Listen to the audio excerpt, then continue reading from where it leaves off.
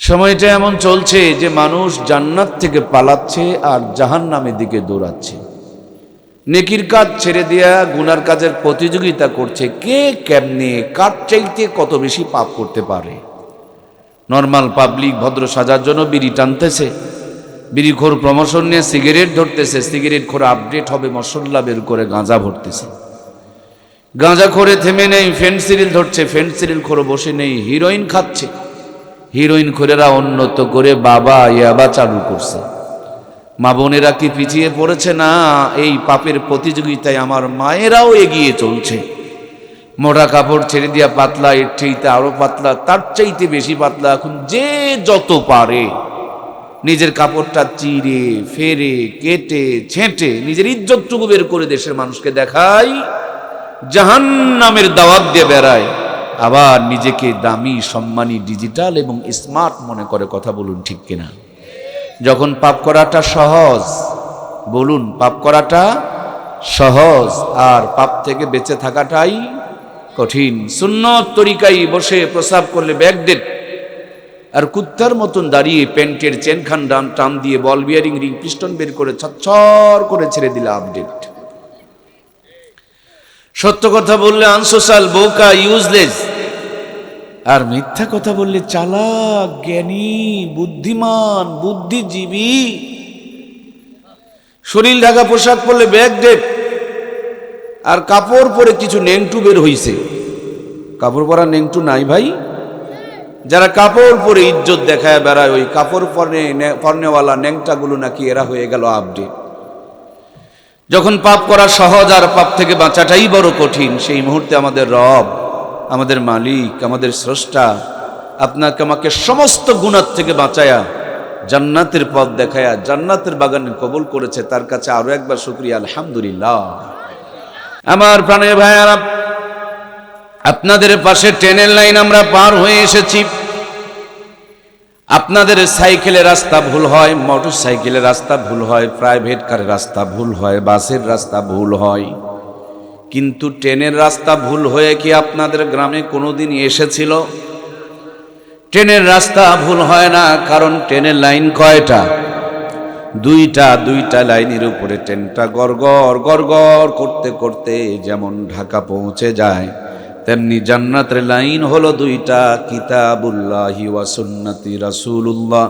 জীবনের শুরুতে, শেষে আর মাঝ বয়সে জাহান্নামী গামী মানুষগুলোকে, পথ ভোলা মানুষগুলোকে কোরআন সুন্নাহর দুইটা লাইনের উপর যদি তুলে দিতে পারেন, এলমে ইসলামী এলমি রাহবরের পথ ধরে যদি কোরআন সুন্নাহর লাইনে তুলে দিতে পারেন, 60-70 বছরের জিন্দেগি পাড়ি দিয়া আল্লাহর জান্নাতের বান্দা বান্দিগুলো, আদমের সন্তানগুলো আবার আল্লাহর জান্নাতে পৌঁছে যাবে।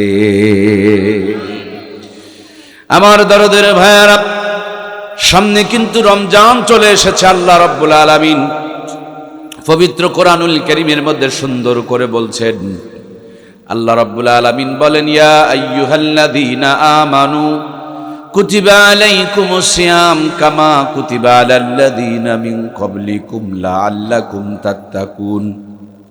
ও আমার মুমিন বান্দা বান্দিরা, আমি তোমাদের উপরে রমজানের রোজাকে ফরজ করে দিয়েছি, যেমনি তোমাদের পূর্বপুরুষদের উপরে রোজাকে ফরজ করে দিয়েছিলাম, লাআল্লাকুম তাত্তাকুন, যাতে করে তোমরা তাকওয়া অর্জন করতে পারো, খোদাভীতি অর্জন করতে পারো। অলরেডি রমজান সামনে চলে এসেছে। রমজান আসার 2 মাস আগের থেকে আল্লাহর নবী দোয়া করতেন, আল্লাহুম্মা বারিক লানা ফীহি রজবা শাবান ওয়া বাল্লিগনা রমাদান। হে আল্লাহ, আমাকে রজব শাবান মাসের বরকত দাও, আর আমার হায়াতকে তুমি রমজান পর্যন্ত লম্বা করে দাও। আমরাও সেই প্রার্থনা জানাই, আল্লাহ রজব শাবান মাসের বরকত দিয়া আমাদের সকলের হায়াতকে রমজান পর্যন্ত লম্বা করে দেখ, বলুন আমিন। আল্লাহ যা কিছু বলার কোরআনে বলে দিয়েছেন, আর প্র্যাকটিক্যাল করে মুহাম্মদুর রাসূলুল্লাহ সাল্লাল্লাহু আলাইহি ওয়াসাল্লামকে দেখিয়ে দিয়েছেন। দুনিয়ার মানুষেরা শয়তানদের ধোঁকায় পড়ে যাবে।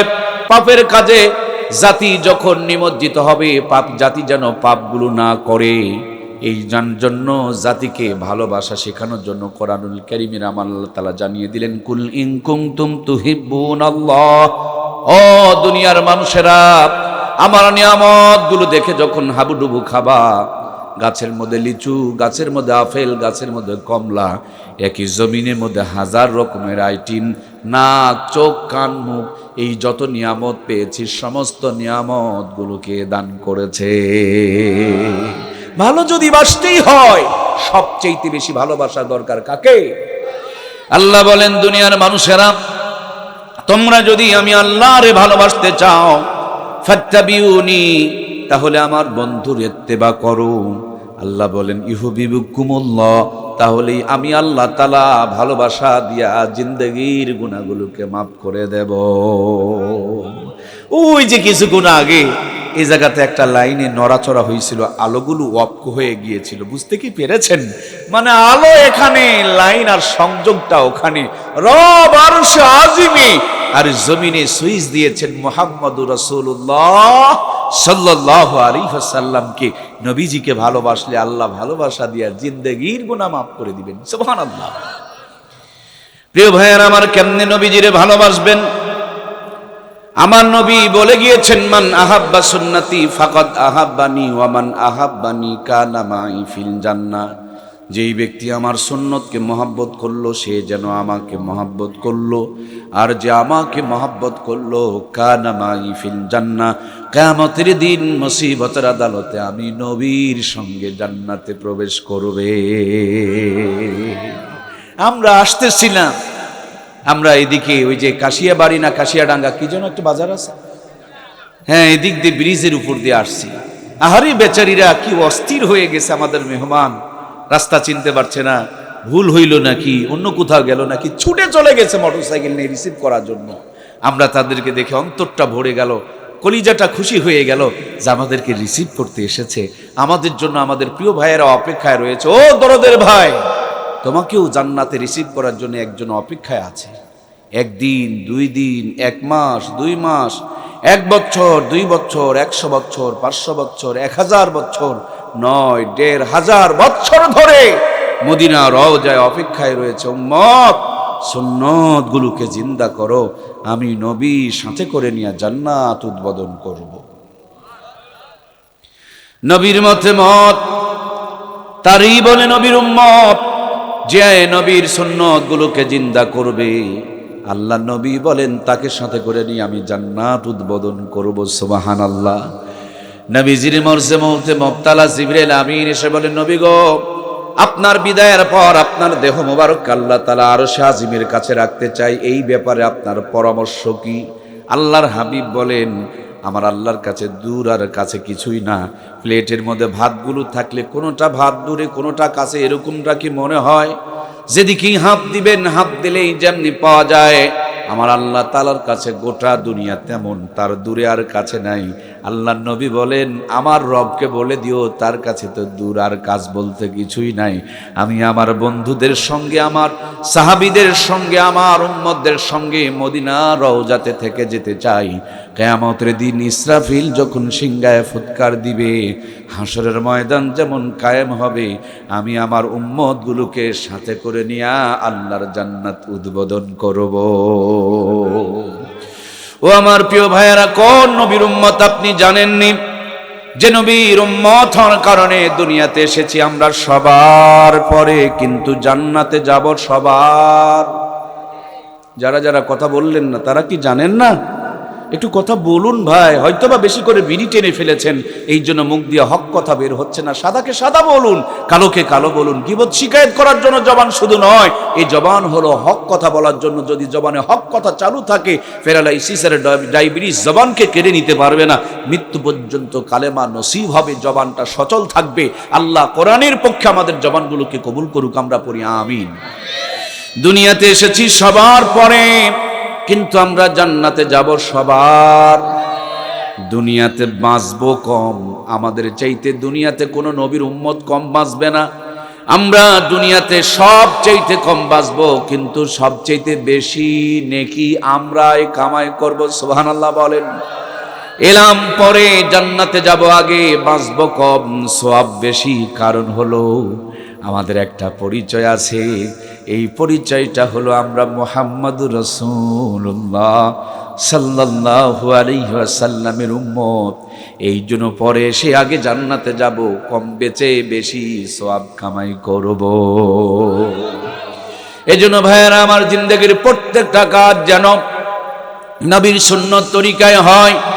আল্লাহর হাবিব বলেছেন, কিয়ামতের পূর্বক্ষণে যখন উম্মতদের মাঝ থেকে সুন্নতগুলো বিলুপ্ত হয়ে যাবে, উম্মতগুলো যখন সুন্নত ছেড়ে দিবে, সুন্নত থেকে মানুষ যখন দূরে চলে যাবে, আল্লাহর হাবিব বলেন তখন কেউ যদি একটা মরা সুন্নতকে জিন্দা করে, আমার আল্লাহ তাআলা এক একটা সুন্নতের বিনিময় 100 শহীদের সওয়াব আমলনামায় দান করে দেবে। এখন যদি বাজারে লিচু পাওয়া যায়, লিচু চিনেন কি আপনারা? আগেকার যে যখন মৌসুমের লিচু আর এখনকার লিচু কি এক সমান দাম? তখনকার এক ঝোকার এখনকার এক পিস। কারণ এখন মৌসুম নয়, বাজারে লিচু পাওয়া যায় না, দাম বেড়ে যায়। নবী বলেন যখন সুন্নত কমে যাবে, সুন্নত হারিয়ে যাবে, উম্মত সুন্নত বাদ দিয়ে জাহিলিয়তের মধ্যে ঢুকে পড়বে, তখন কেউ একটা সুন্নত জিন্দা করলে আল্লাহ 100 শহীদের সওয়াব তার আমলনামায় দান করে দেবে। সুবহানাল্লাহ। এজন্য প্রিয় ভাইয়েরা, সুন্নত আমল করা বড়ই সহজ। কত দামি নবী দিলেন আমার আল্লাহ, তিনি আপনাকে আমাকে হাসিটারও নমুনা শিখিয়ে দিয়েছেন। নবীজি আর হযরত আলী এক প্লেটে বসে খেজুর খাইতেছেন। আল্লাহর হাবিব খেজুরগুলো খায় আর হযরত আলীর দিকে বিচিগুলো ফেলে দেয়। খেজুর যখন খাওয়া শেষ হয়ে গিয়েছে, নবীজি আমার মুস্কি একটা হাসি দিয়া বলেন, আজকে খেজুর হযরত আলী অনেকগুলো খেজুর খেয়েছে, আলী তো আর কম নয়। তিনি আবার উল্টা হাসি দিয়া বলে, জি জি, আমি তো বেশি খেজুর খেয়েছি, কিন্তু কেউ যেন খেজুরও খাইছে, বিচিও খাইছে। সুবহানাল্লাহ বলবেন না? আরে ইয়ার কি করবেন যে এটার নমুনা নবী দেখিয়েছে। সুবহানাল্লাহ বলবেন না ভাই? যদি টয়লেটে যান, বাথরুমে যেতে চান, সেটারও সুন্নত আছে। যদি প্রেম করতে চান, এই প্রেমেরও নমুনা আছে। একটু ধৈর্য নিয়ে বসুন, আপনাদের খেদমতে আমার অনেক জরুরি গুরুত্বপূর্ণ কিছু আলোচনা আছে। যদি জীবন সঙ্গিনী খুঁজতে চান, বান্ধবী খুঁজতে চান, সংসার করার জন্য বউ খুঁজতে চান, ওই বউটা কেমন হবে সেই নিয়েও নবীজির সুন্নতের নিদর্শন আছে না না? আজ ম্যাক্সিমাম পরিবারের স্বামী আর স্ত্রীর মধ্যে দ্বন্দ্ব, কলহ এবং বিবাদ বিরাজ করতেছে। আজ থেকে 50 বছর আগে আমাদের দাদারা কাঁচা চুল নিয়ে কবরে গেছে, দাদিরাও কাঁচা চুল নিয়ে কবরে গেছে, আর আমরা অল্প বয়সে চুল পেকে যায়, মানে স্বামী বউকে নিয়ে খুশি না, বউ স্বামীকে নিয়েও খুশি না। যুবকেরা চিন্তা করতেছে, আহারে এখনো পর্যন্ত একটা বিয়ে করতে পারলাম না, এটা একটা জীবন হলো, শীতের দিনে ল্যাব গরম হয় না, কি আফসোস তাদের। আর যারা বিয়ে করেছে তারা চিন্তা করছে, আহারে গলার মধ্যে একটা ফাঁস লাগায়া নিলাম, ये क्या चीज है। যারা বিয়ে করে নাই তারা চিন্তা করছে, হায় হায় এ কি করলাম। আর যারা বিয়ে করেছে তারাও চিন্তা করে, হায় হায় এ কি করলাম। তার মানে দিল্লি কা লাড্ডু বরাবর, জু খায়া ও ভি পস্তায়া, জু না খায়া ও ভি পস্তায়া, মানে পস্তানির কোনো শেষ। আমার মায়েদেরও কষ্টের শেষ নাই। মায়েদের সবচেয়ে বড় কষ্ট হলো, এই দুনিয়াতে যত মা জন্মগ্রহণ করেছে, শতকরা 80 থেকে 90% মেয়ে কোনোদিন ভালো স্বামী তারা পায় নাই। মেয়েরা যখন শাশুড়ি হয় তাদের বউ খারাপ, আর বউ হলে শাশুড়ি খারাপ। যদি ননদ হয় তাহলে দেখবেন ভাবি খারাপ, আর ভাবি হলে ননদ খারাপ। যদি বড় বউ হয় তাহলে ছোট বউ খারাপ, আর ছোট বউ যদি হয় তাহলে বড় বউ খারাপ। আর সবচেয়ে বেশি খারাপ হলো যাকে নিয়ে সংসার করে ওনার হাজবেন্ড, এর চাইতে বোকা, এর চাইতে খারাপ মানুষ আর দুনিয়াতে কেউ। এটা হলো মায়েদের সবচেয়ে বড় কষ্ট।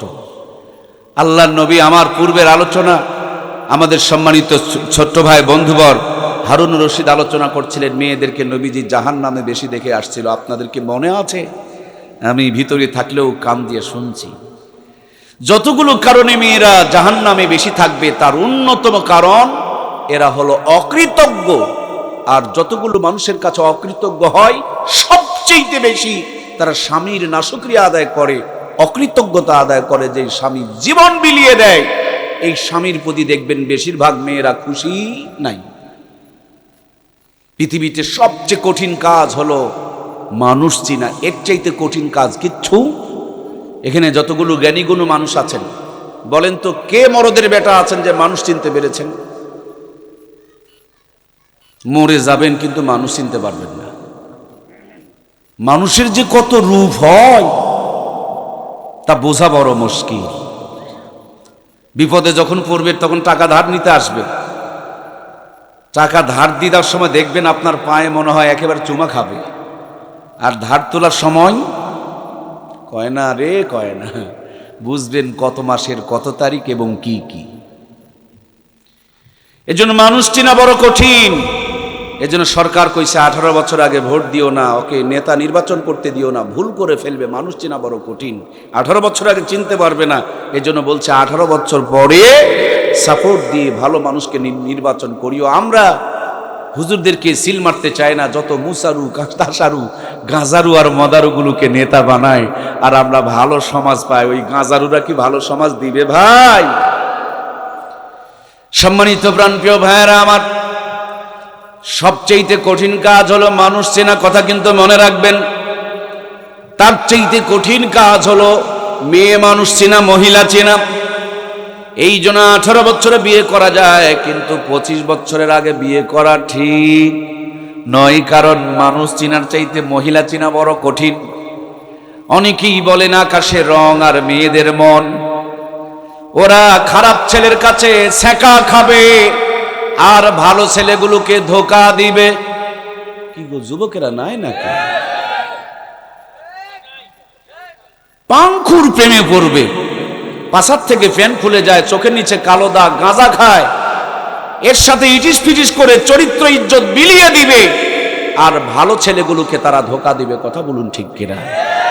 একজন নিশাখোর, সে নিজের দামই চেনে না, নিজের গুরুত্ব দিতে পারে না। সে যদি নিজেকে চিনতো, নিশা খেয়ে খেয়ে নিজের জীবনটাকে এভাবে নষ্ট করে দিতে পারত। যে নিজেকে চেনে না, তার কাছে কেমনে তুমি নিজেকে সফর্দ করে দাও? কোনোদিন দাম পাবা না। সুতরাং মা বোনগুলোকে বলবো, সমস্ত নিশাখোরগুলোকে বয়কট করতে হবে। তাইলেই দেখবেন বাংলার জমিনে মা বোনরা ইচ্ছা করলে নিশার থেকে জাতিকে ফিরাইতে পারে। কথা বলুন ঠিক কিনা? মেয়েরা জাগা মতন ব্রেক মারে না, ব্রেক মারে অজাগায়। তোমার মা বাড়িতে থাকলে আমি থাকবো না, হয়তো তোমার মা থাকবে, নয়তো আমি থাকবো। ভাবিও, ও ভাবি, যখন কঠিন মুহূর্তে স্বামী আপনার কাছে যাবে, আপনি মুখের মধ্যে হাত লাগায়া কষা একটা ব্রেক মারেন, মুখের থেকে পচা বিড়ির দুর্গন্ধ বের হয়। অন্তিম মুহূর্তে যারা বিয়ে করেছেন আমাকে একটু দয়া করে বলবেন, বউ যদি ওই টাইমে কষা ব্রেক মারে, পরের দিন ওই লোকটার কি বিড়ি খাবে? কোনো দিন বিড়ি খাবে না। কিন্তু ওই জায়গাতে ব্রেক তারা মারে না। ব্রেক মারে জি, ওই জায়গাতে ব্রেক মারলে কেউ বিড়ি খাবে না। আপনি বললেই হবে না আমারও বউ আছে, আমি তো কেবল আকাশ থেকে নাজিল হই নাই। ব্রেক মারার মতন ব্রেক মারতে হবে। আল্লাহ আমার মা বোনগুলোকে স্বামীকে ভালো করার জন্য কৌশল অবলম্বন করা তৌফিক দান করুক, বলুন আমিন। আমার প্রিয় ভাইয়েরা, বিশেষ করে যুব সমাজ আয়োজন করেছেন, আল্লাহ যুবকদেরকে জান্নাতের পথে কবুল করুক, বলুন আমিন। প্রিয় বন্ধুরা, আমার সবচেয়ে কঠিন কাজ হলো মানুষ চিনা, এর চেয়ে কঠিন কাজ হলো মেয়ে মানুষ চিনা, আর তার চেয়ে কঠিন কাজ হলো নিজের বউ চিনা। বিয়ে করেছেন 50 বছর, হঠাৎ খালি পান ভুল করে আসবেন, দেখবেন বাড়িতে কেমন ঝড় ওঠে। তোমার সাথে বিয়ে হয়ে জিন্দেগিতে শান্তি পেলাম না, 90% মায়েদের মুখের এটা আওয়াজ। কথা বলুন ঠিক কিনা? আমি হয়েই কেবল তোমার বাড়িতে ভাত খাচ্ছি, অন্য মানুষ হলে কতদিন আগে তোমার মুখে হিসু করে দিয়ে চলে যেত। আল্লাহ আমার মা বোনগুলোকে এই জাতীয় কথাবার্তা বলার থেকে হেফাজত করুক, বলুন আমিন। এ সমস্ত কথা যখন মুখের মধ্যে তোলে, তখনই ওই মেয়েটার জন্য জাহান্নাম অবধারিত হয়ে যায়। সম্মানিত প্রিয় মায়েরা আমার, আপনারা ভেবেছেন হুজুর আমাদের বিরুদ্ধে কথা বলছেন। না গো মা, আমিও তো কোনো মায়ের সন্তান, মায়েদেরকে সম্মান করতে বলেছেন আমার নবী। নবীর কাছে এক সাহাবী গিয়ে বললেন, নবী গো, খেদমত করব কার? আল্লাহর হাবিব বললেন তোমার মার, দ্বিতীয়বার আবার বললেন তোমার মার, তৃতীয়বারেও গিয়ে বললেন তোমার মার, চতুর্থবারে গিয়ে বলেছেন তোমার বাবার। আমরা পুরুষ জাতি, আমাদের পায়ের নিচে জুতা স্যান্ডেল মাটি, আর আমার মায়েরা এত খাঁটি, মায়ের পায়ের নিচে সন্তানের জন্য বেহেশত বানিয়ে রেখেছেন কে? ও আমার দরদের মায়েরা, আব্বাজান আদমকে আল্লাহ বানালেন জান্নাতের বাহিরে, আর বরাম্মা হাওয়াকে আমার আল্লাহ তাআলা নিজেই তার কুদরতি হাত দিয়ে বানালেন জান্নাতের ভিতরে। বাবাকে বাহিরে, মাকে ভিতরে বানায়া জান্নাতের ভিতরে জায়গা দিয়া মায়েদেরকে স্পেশাল করে মর্যাদা দান করলেন তিনি কে? সম্মানিত প্রাণপ্রিয় মায়েরা আমার, এজন্য জীবনকে সুন্দর করতে হলে, সাউন্ড বেড়ে গেল কেন গো? বাহিরে সাউন্ডটা এভাবে আসতে শুরু করলো কেন ভাই? বাহিরে কোনো হরেন নড়াতে গেছেন নাকি? আমার প্রাণপ্রিয় ভাইয়ারা, আমরা আলোচনা করছিলাম আল্লাহ রাব্বুল আলামিন আব্বাজান আদমকে বানালেন জান্নাতের ভিতরে, জান্নাতের বাহিরে আম্মাজান হাওয়াকে বানালেন জান্নাতের বাহিরে, বাবাকে ভিতরে আর মাকে বাহিরে বানায়া। সাউন্ডগুলো দু তিনটা হওয়ার কারণে আমি তো রেকর্ডিং করা ক্যাসেট না, আমার কথা আমি নিজেই বুঝতেছি না, পরবর্তী কথা আর খুঁজেই পাচ্ছি না। আল্লাহ আমাদেরকে কোরআনের জন্য কবুল করো, আল্লাহ আমাদের সুন্দর একটা পরিবেশ উপহার দান করো। আমরা সবাই পড়ি আল্লাহুম্মা আমিন। কেউ মেকার সাহেব একা একা অটো কি চ্যানেল নড়ে যাচ্ছে নাকি? সুপারগুলো আটা লাগায় দাও যেন নড়াচড়া না করে। আমার বেশি ভালো লাগবে না, খারাপ যেন না হয়, তাইলেই চলবে। কষ্ট হচ্ছে কি আপনাদের? ভাই একটু ধৈর্য নিয়ে বসুন। আমার এই এলাকায় খুব কম আসা হয়েছে, এলাকায় বহুত দাওয়াত গেছে কিন্তু ডায়েরি ফাঁকা ছিল না, আসতে পারি নাই। যেহেতু ভালো একটা সংগঠনের পক্ষ থেকে এসেছি, আপনাদের কিছু দিয়ে যেতে চাই। আপনারা আছেন তো ইনশাল্লাহ? তাহলে আমরা আলোচনা করছি যে জীবনটা শুরু করবেন নেগেটিভ আর পজিটিভ তার দিয়ে। এই জন্য আল্লাহ নবী বলেছেন যখন বিয়ে করতে যাবা 4টা গুণ দেখে তার বিবিকে পছন্দ করবা, জীবন সঙ্গিনী পছন্দ করবা। নবী আমার বলেন দুনিয়ার সব নিয়ামত, উত্তম নিয়ামত হলো নেককার বিবি। যার সব আছে, ঘরে একটা নেককার বউ নাই, তার চাইতে কপাল পোড়া দুঃখিনী হতভাগা দুনিয়াতে কেউ। আর যার কিছুই নাই, ঘরে একটা নেককার পরহেজগার আল্লাহওয়ালা বিবি আছে, খবর নিয়ে দেখো বন্ধু, সে যেন দুনিয়াতে জান্নাতের সুখের মধ্যে আছে। জোরে বলুন না সুবহানাল্লাহ। এই জন্য নবীজি বলেন 4খান গুণ দেখে বিয়ে করো। কয়টা? দয়া করে বলুন আমার সঙ্গে কয়টা? 1 নম্বর গুণ সৌন্দর্য দেখে বিয়ে করো। যার নয়নে যাকে লাগে ভালো তার সাথে তাকে বিয়ে দিয়ে দাও। কিন্তু দুর্ভাগ্য, বিয়ে করব আমি, বউ পছন্দ করে আমার দুলা ভাই। কি ও দিনাজপুরের ভাইয়েরা? আরে আমি বিয়ে করব, দুলা ভাই বউ পছন্দ করার কে হে? মিষ্টি তুমি খাও না, আর আমার মিষ্টি ছাড়া চলে না। কল্লা ভাজি দিলে তোমার খাবার বন্ধ, আর কল্লা ভাজি দিলে আমার স্টার্ট। জীবন সংসার করব আমি, বউটা আমার পছন্দ মতন হতে হবে। যাকে দেখে ভালো লাগে, যার প্রতি প্রেম জাগে, তার সাথে আমাকে বিয়ে দাও। পরকীয়া বাড়িতে ঢুকবে না। টাকা, বাড়ি, সংসার আর নেতৃত্ব দেখে আমার ঘরে যদি একটা বোঝা চাপায়া দাও, ওই পরিবারে কোনোদিন শান্তি আসতে পারে?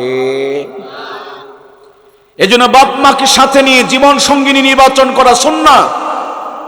এটা দোষের কিছু নয়। এখন তো যুবকেরা বিয়েই করবার চায় না। বলবো কি, যুবক ভাইয়েরা বিয়ে করতে চায় না। 3 কারণে আমার দেশের যুবকেরা বিয়ে করতে চায় না। বলবো ভাই, 1 নম্বরের কারণ, বিনা টাকায় যদি দুধ পাওয়া যায় গাভী কিনে ঝামেলা টানা দরকার। ওয়াজ বোঝে নাই রে, এই যে কত দামি কথা কইছি, বোঝে নাই, বোঝে নাই। বিনা টাকায় যদি দুধ পাওয়া যায় গাভী কিনে ঝামেলা টানা দরকার। এর জন্য যুবকেরা বিয়ে করতে চায় না।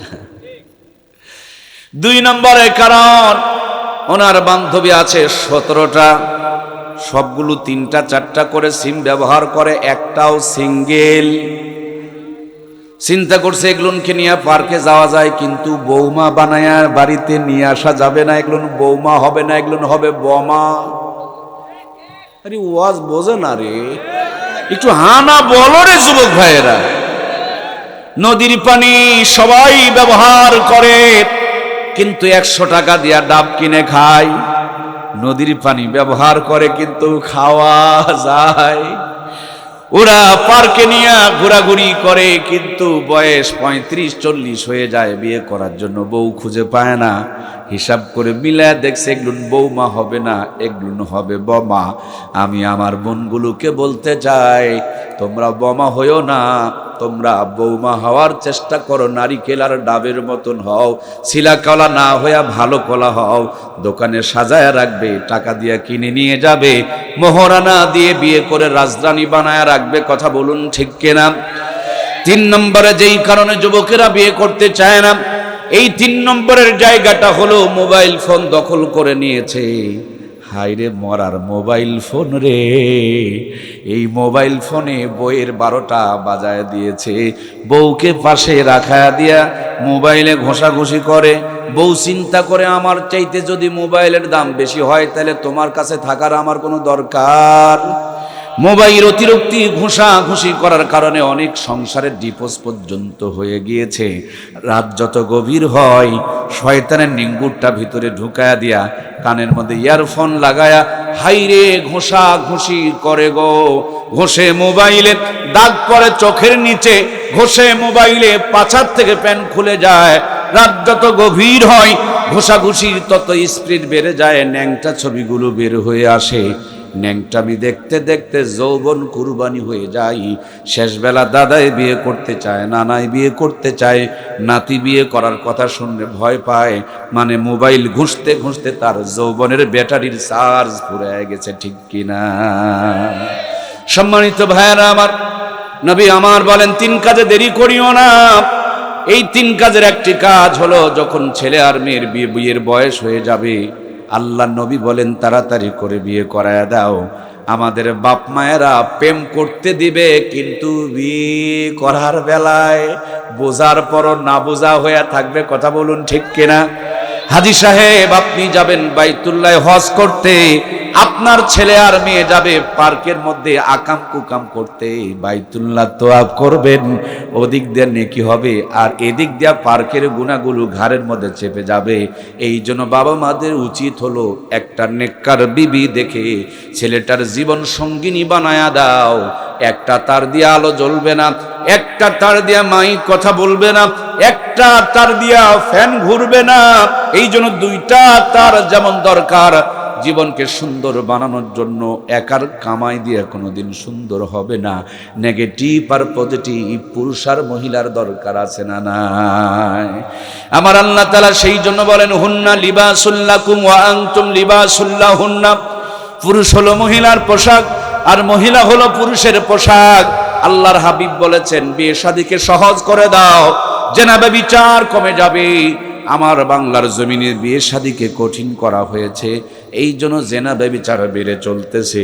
নবী আমার বলেন, যে জামানায় জেনা ব্যভিচার বেড়ে যাবে, রহমত কমে যাবে, বরকত কমে যাবে, আযাব আর গজব চালু হবে। বর্তমানে আযাব গজব চলতেছে। কথা বলুন ঠিক কিনা? আজ থেকে মাত্র 50 বছর আগে, যেদিন আমার বাংলার জমিনে পাপ পাপাচার, জেনা ব্যভিচার, ইফতিজিং, যৌতুক, নারী নির্যাতন ছিল না, যেদিন আমার বাংলার জমিনে পরক্রিয়া ছিল না, হাফ প্যান্ট পরা নানি দাদির বিয়ে হয়েছে। মূর্খ নানু আর দাদুরা নানি আর দাদিকে তখনকার জামানার 500 টাকা নগদ পণ দিয়ে বিয়ে করেছে। যেই জামানার 500 টাকা দিয়া দিনাজপুর শহরের মিডিল প্লেসে 5 বিঘা জমি কিনে পাওয়া গেছে।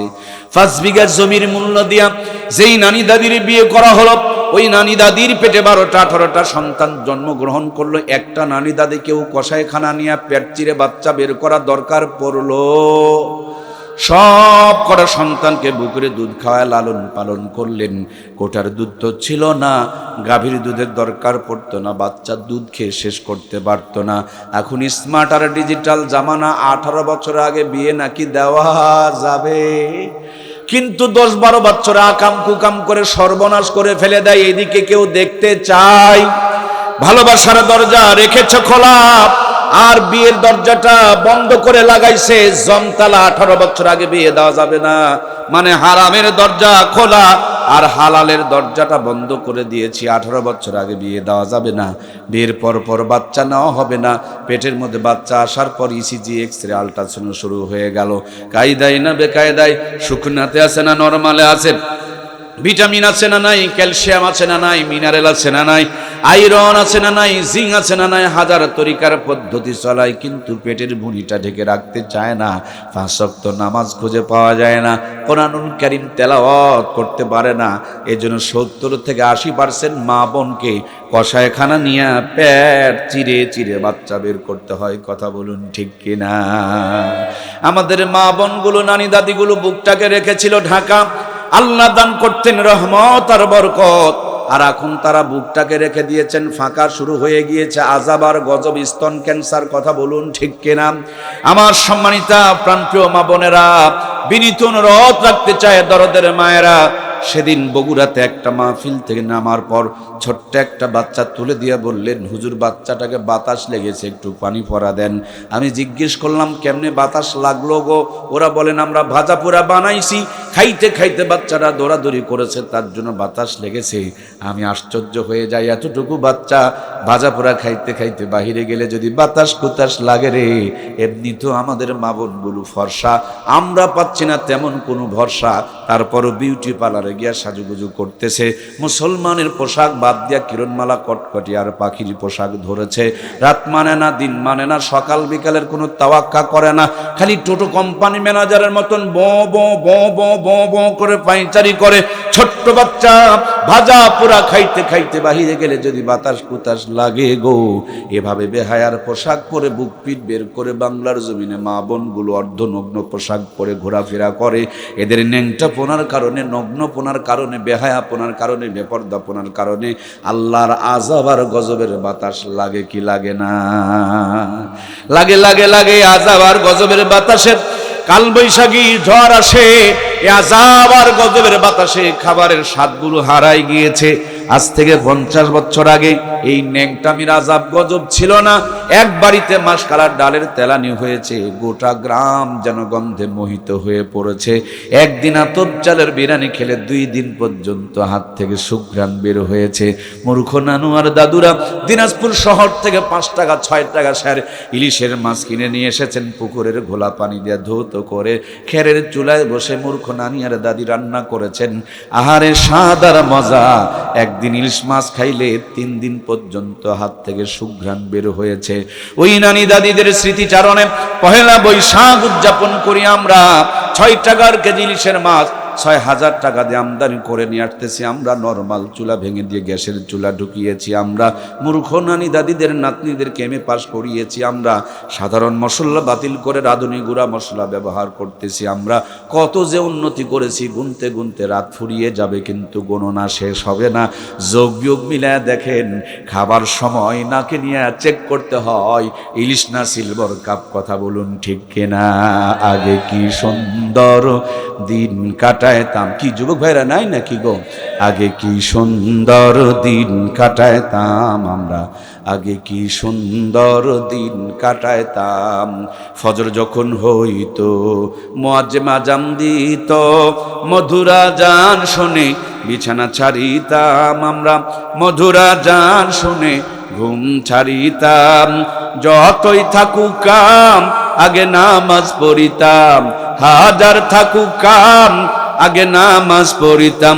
নামাজ পড়িয়া কোরআন পড়িতাম আমরা, নামাজ পড়িয়া তেলাওয়াত করিতাম। আগে কি সুন্দর দিন কাটাইতাম আমরা, আগে কি সুন্দর দিন কাটাইতাম। জোরে বলুন মারহাবা। তাহলে কয়টা গুণ দেখে বিয়ে করতে হবে ভাইয়েরা? 4টা। 1 নম্বর গুণ, সুন্দর দেখে বিয়ে করতে হবে। এক একজনের চোখে এক একজনকে সুন্দর বানিয়েছেন কে? যাকে দেখে ভালো লাগে না তাকে দেখে দেখবেন কারো আবার ভালো লাগা হয়ে যাবে। এই জন্য নিজের বউটাকে পছন্দ করার জন্য ইসলাম অধিকার দিয়েছে। সুবহানাল্লাহ বলি। এখন কোনটা ফর্সা কোনটা কালা চিনাও বড় জ্বালা। কালা কালা মেয়েগুলো বিউটি পার্লারে যায়, আটার বস্তা ময়দা মেখে ফর্সা হয়ে যায়। কালার ধলা চিনাও বড় দায়। কথা বলেন ঠিক কিনা? আমি আমার যুবক ভাইদেরকে শেখায়া দিতে চাই, বউ দেখতে গেলে সাথে যাবেন, শরম না করে দেখতে এসেছেন, ভালো করে দেখবেন। আপনি বলবেন আমার হবু বউটাকে আমার সাথে অজু করতে দেন, আমার সামনে অজু করবে আর আমি অজু করা দেখব, কারণ আমি বৌমা নিয়ে যেতে চাই, আমি বৌমা নিয়ে যেতে রাজি। যেটা অজু পারবে এটা হবে বৌমা, আর যেটা অজু জানে না এটা হবে কি বোঝা যাচ্ছে? মুসলমানের মেয়ে অজু পারবে না, এটাকে বউ হিসাবে মেনে নেওয়া যায়। অজু করতে হবে আমার সামনে, অজু করতে লাগায়া দিবে। আমার ভাইয়েরা, অজু যদি পারে বুঝবেন নামাজ পড়ে, আর অজু যদি না পারে এটা নামাজ পড়ে না, এটা বৌমা হবে না, এটা বমা হবে, এটা বাড়িতে তোলায় যাবে না। কথা বলেন ঠিক কিনা? অজু করতে লাগায়া দিবেন। অজু করবে, যেই পর্যন্ত অঙ্গ প্রত্যঙ্গ ধৌত করবে ইসলাম ওই পর্যন্ত দেখা জায়েজ করে দিয়েছে, সমর্থন রয়েছে। আপনার অঙ্গ প্রত্যঙ্গগুলো যখন ধৌত করবে, যদি দেখেন মুখের চেহারাটা কি সুন্দর ধলা আর পাগুলো কালা, বুঝবেন মালটাল মাল কালার করা, এইটাকে বাড়িতে নেওয়া যাবে। আজকে বোঝা যাচ্ছে? এই যুবক ভাইয়েরা, নিম্নে আমারে 10,000 টাকা করে হাদিয়া দিয়ে যাবা, যেই শিখান শিখাইলাম। কি গো, কাজে লাগবে না? চাচারা চিন্তা করে আমাদের তো লস হয়ে গেছে, হুজুর রসটা যদি আরো একটু আগে হইতো। আমার যুবক ভাইয়েরা, আরো কিছু তথ্য আছে, আমি কি বলবো? চলুন সামনের দিকে চলুন। তাহলে সুন্দর দেখে বিয়ে করতে হবে। সুন্দর মানে খালি ফর্সা হলে হবে না, খালি বিউটি পার্লারে গিয়া ভুরু ফ্লাক করনেওয়ালা হলে হবে না। সুন্দরটা হবে ভিতর থেকে নূরওয়ালা, কোরআন তেলাওয়াত করনেওয়ালা সুন্নত, নামাজ কালাম পড়নেওয়ালা সুন্নত। সুন্দর দেখে বিয়ে করতে বলেছেন আল্লাহর নবী। যদি একটা দেখে নফস কন্ট্রোল হয় যথেষ্ট, না হলে আরেকটা করো, তা না হলে আরেকটা করো, তা না হলে আরেকটা করো। 4টা পর্যন্ত জায়েজ আছে। 4টার ফতুয়া নেয়। দ্বিতীয় বিয়ে করার পর বড় বইয়ের আর খবর নেয় না, এরকম সৎ মানুষ আমাদের সমাজে আছে না নাই? এগুলোকে লাঠি দিয়ে কোবানোর দরকার। তুমি বিয়ে করতেই পারো, কিন্তু বিয়ে করার পর প্রথম স্ত্রীকে যারা গুরুত্ব দেয় না, এদের চাইতে বড় জালেম দুনিয়াতে আর কেউ হতে পারে? সুতরাং প্রিয় ভাইয়েরা, প্রয়োজন হলে করো, এটা ভালো কাজ।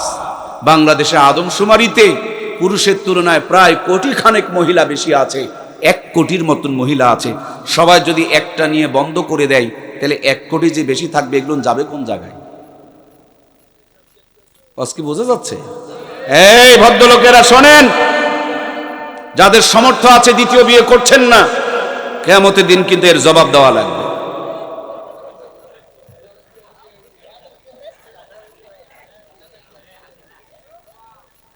খারাপ মনে করলেন ভাই? ইনসাফের কথা বলেন। পুরুষ আর মহিলা সমান করার পরে প্রায় 1 কোটি বেশি আছে মহিলা। ডবল দায়িত্ব নিতে হবে ভাই। আপনি আপনারটা ভাবেন, ইসলাম সবারটা ভাবে। সুবহানাল্লাহ বলেন না? এজন্য যাদের সামর্থ্য আছে একাধিক বিয়ে করা দোষের নয়, কিন্তু বিয়ে করার পর ছোট বউকে নিয়ে ব্যস্ত থাকবেন, বড় বউয়ের খবর নিবেন না। ছোট বউয়ের ছেলে মেয়েকে জমি জমা লিখে দিবেন, বড় বউটাকে জমি জমা দিবেন না। এরকম জুলুম করা যাবে না। ইসলাম সব জায়গাতে ইনসাফ কায়েম করতে বলেছে। আল্লাহ তাআলা ইসলামকে সবার জন্য মানার তৌফিক দান করুন, বলুন আমিন। ভাইয়ের আমার, তাহলে 1 নম্বর কারণ, 1 নম্বর নিয়ামত, সেটি হলো সুন্দর দেখে বিয়ে করতে হবে। 2 নম্বর যেই গুণটা দেখে বিয়ে করতে হবে সেটি হলো বংশ। বংশ দেখে বিয়ে করা লাগবে। নিচু বংশের মেয়ে উঁচু বংশে যদি জায়গা পায়, দেখবেন চুলকানি অ্যালার্জি বেড়ে যায়। তখন চিন্তা করে মুই কি হনু রে। ওয়াজ কি বোঝা যাচ্ছে? কিছু কিছু মেয়ে বিয়ের পর চিন্তা করে মুই কি হনু রে, ছিলাম কোথায়, এলাম কোথায়, যাব কোন জায়গায়। বিয়ের পর খালি স্বামীর কান পরা দেয়, ভিনু হব, একটু থাকবো না, চলো চলো দিনাজপুর যাব। এরকম কান পড়নেওয়ালা দেনেওয়ালা বৌমার নামে বোমা আমাদের সমাজে আছে না নাই?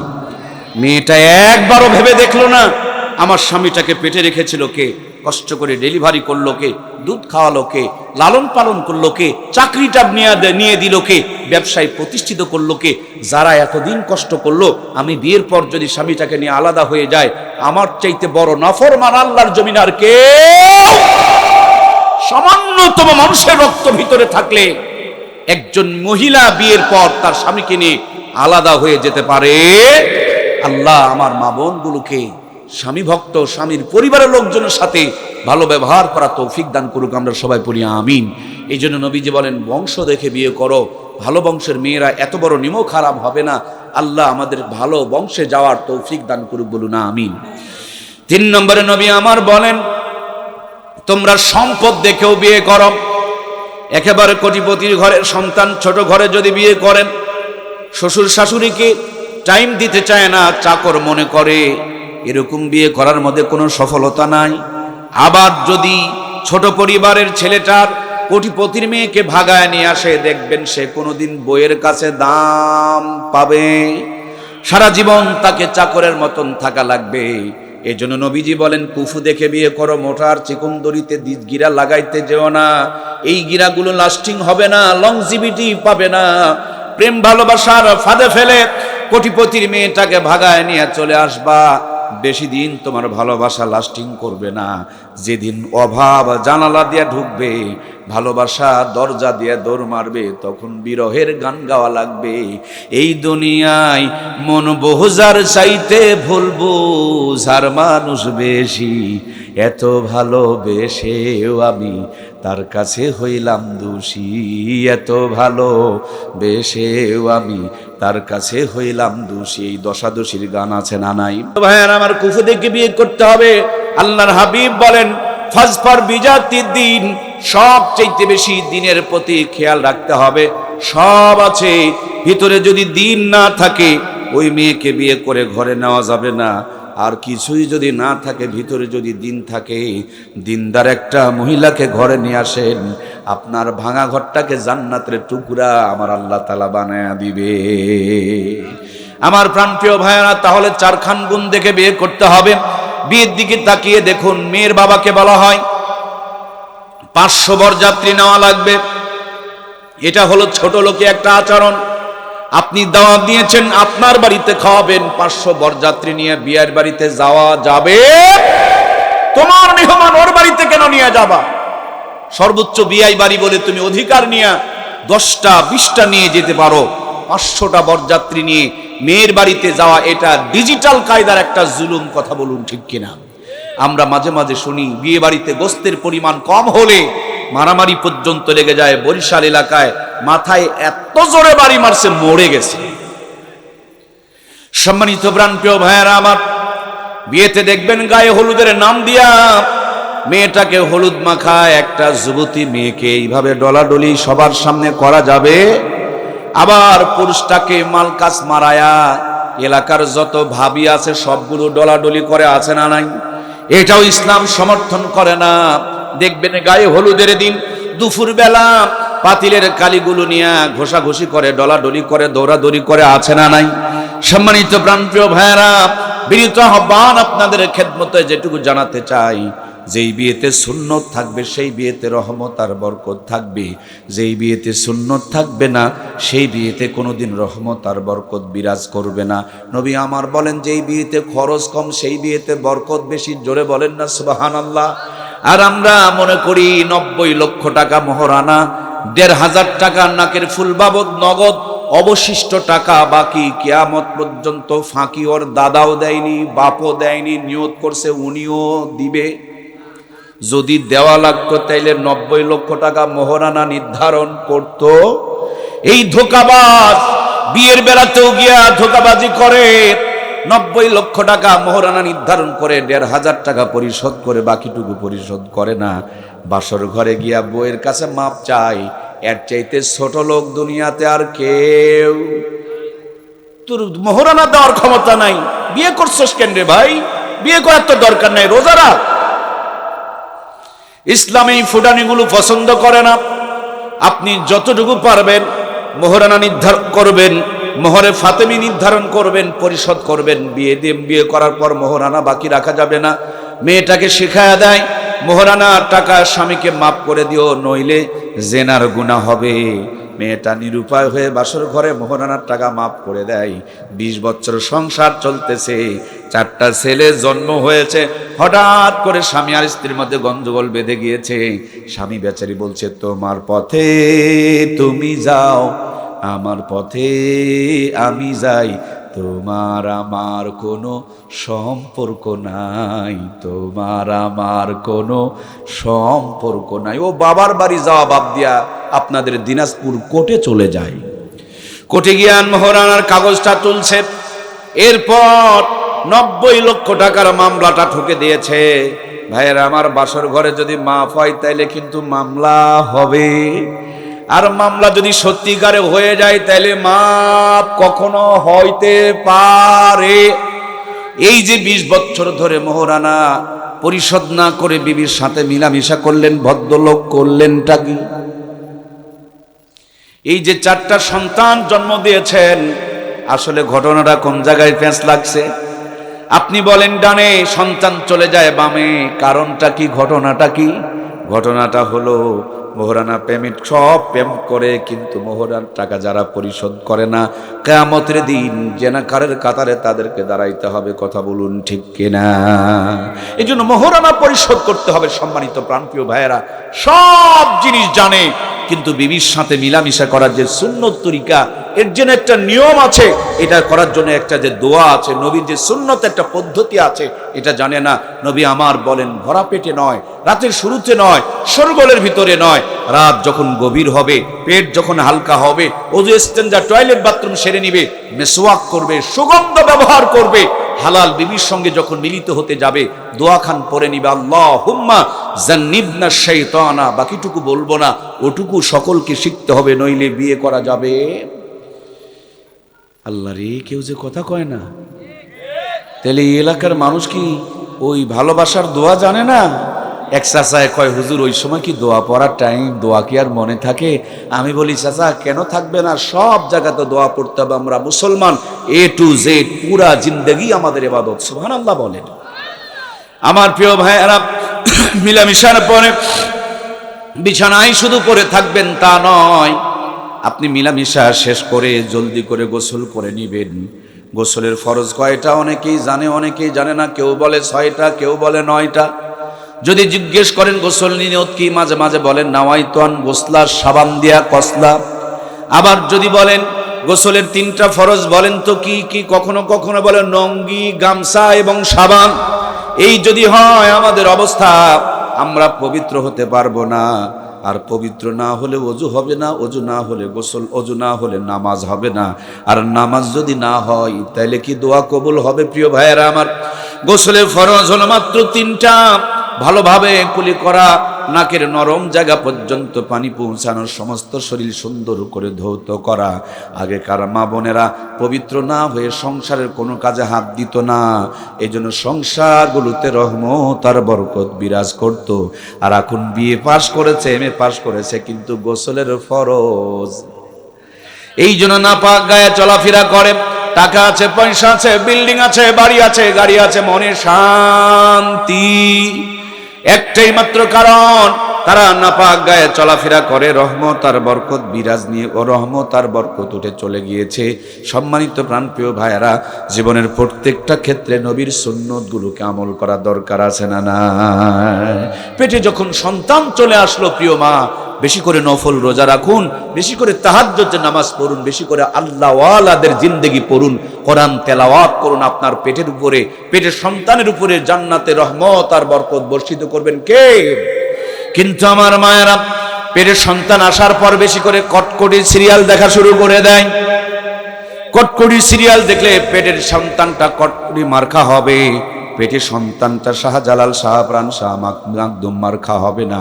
পেটের মধ্যে সন্তান নিয়ে মার্কেটে যায়, পেটের ভুঁড়ির উপরে কাপড় তাদের খুঁজে পাওয়া যায় না, এই জন্য তাদের পেট থেকে শাহজালাল, শাহপ্রাণ, শাহ মাকদুম পয়দা হয় না। আমার মায়েদের সব দোষ দিলে চলবে না। দেখেন, আমরা যখন জামা বানাই, আমাদের জামাগুলো ফুল হাতা, বেগম সাহেবারা জামা বানায়া দেয়, তখন বানায়া দেয় হাফ হাতা। নিজে জামা বানায় পেট ঢাকা, বাড়িয়ালির জামা বানায় তখন পেটের অর্ধেকটা পর্যন্ত ফাঁকা, নিজে জামা বানায় বুক পর্যন্ত ঢাকা, আর বেগমের জামা বানায় দিলে বুকের অর্ধেকটা পর্যন্ত ফাঁকা।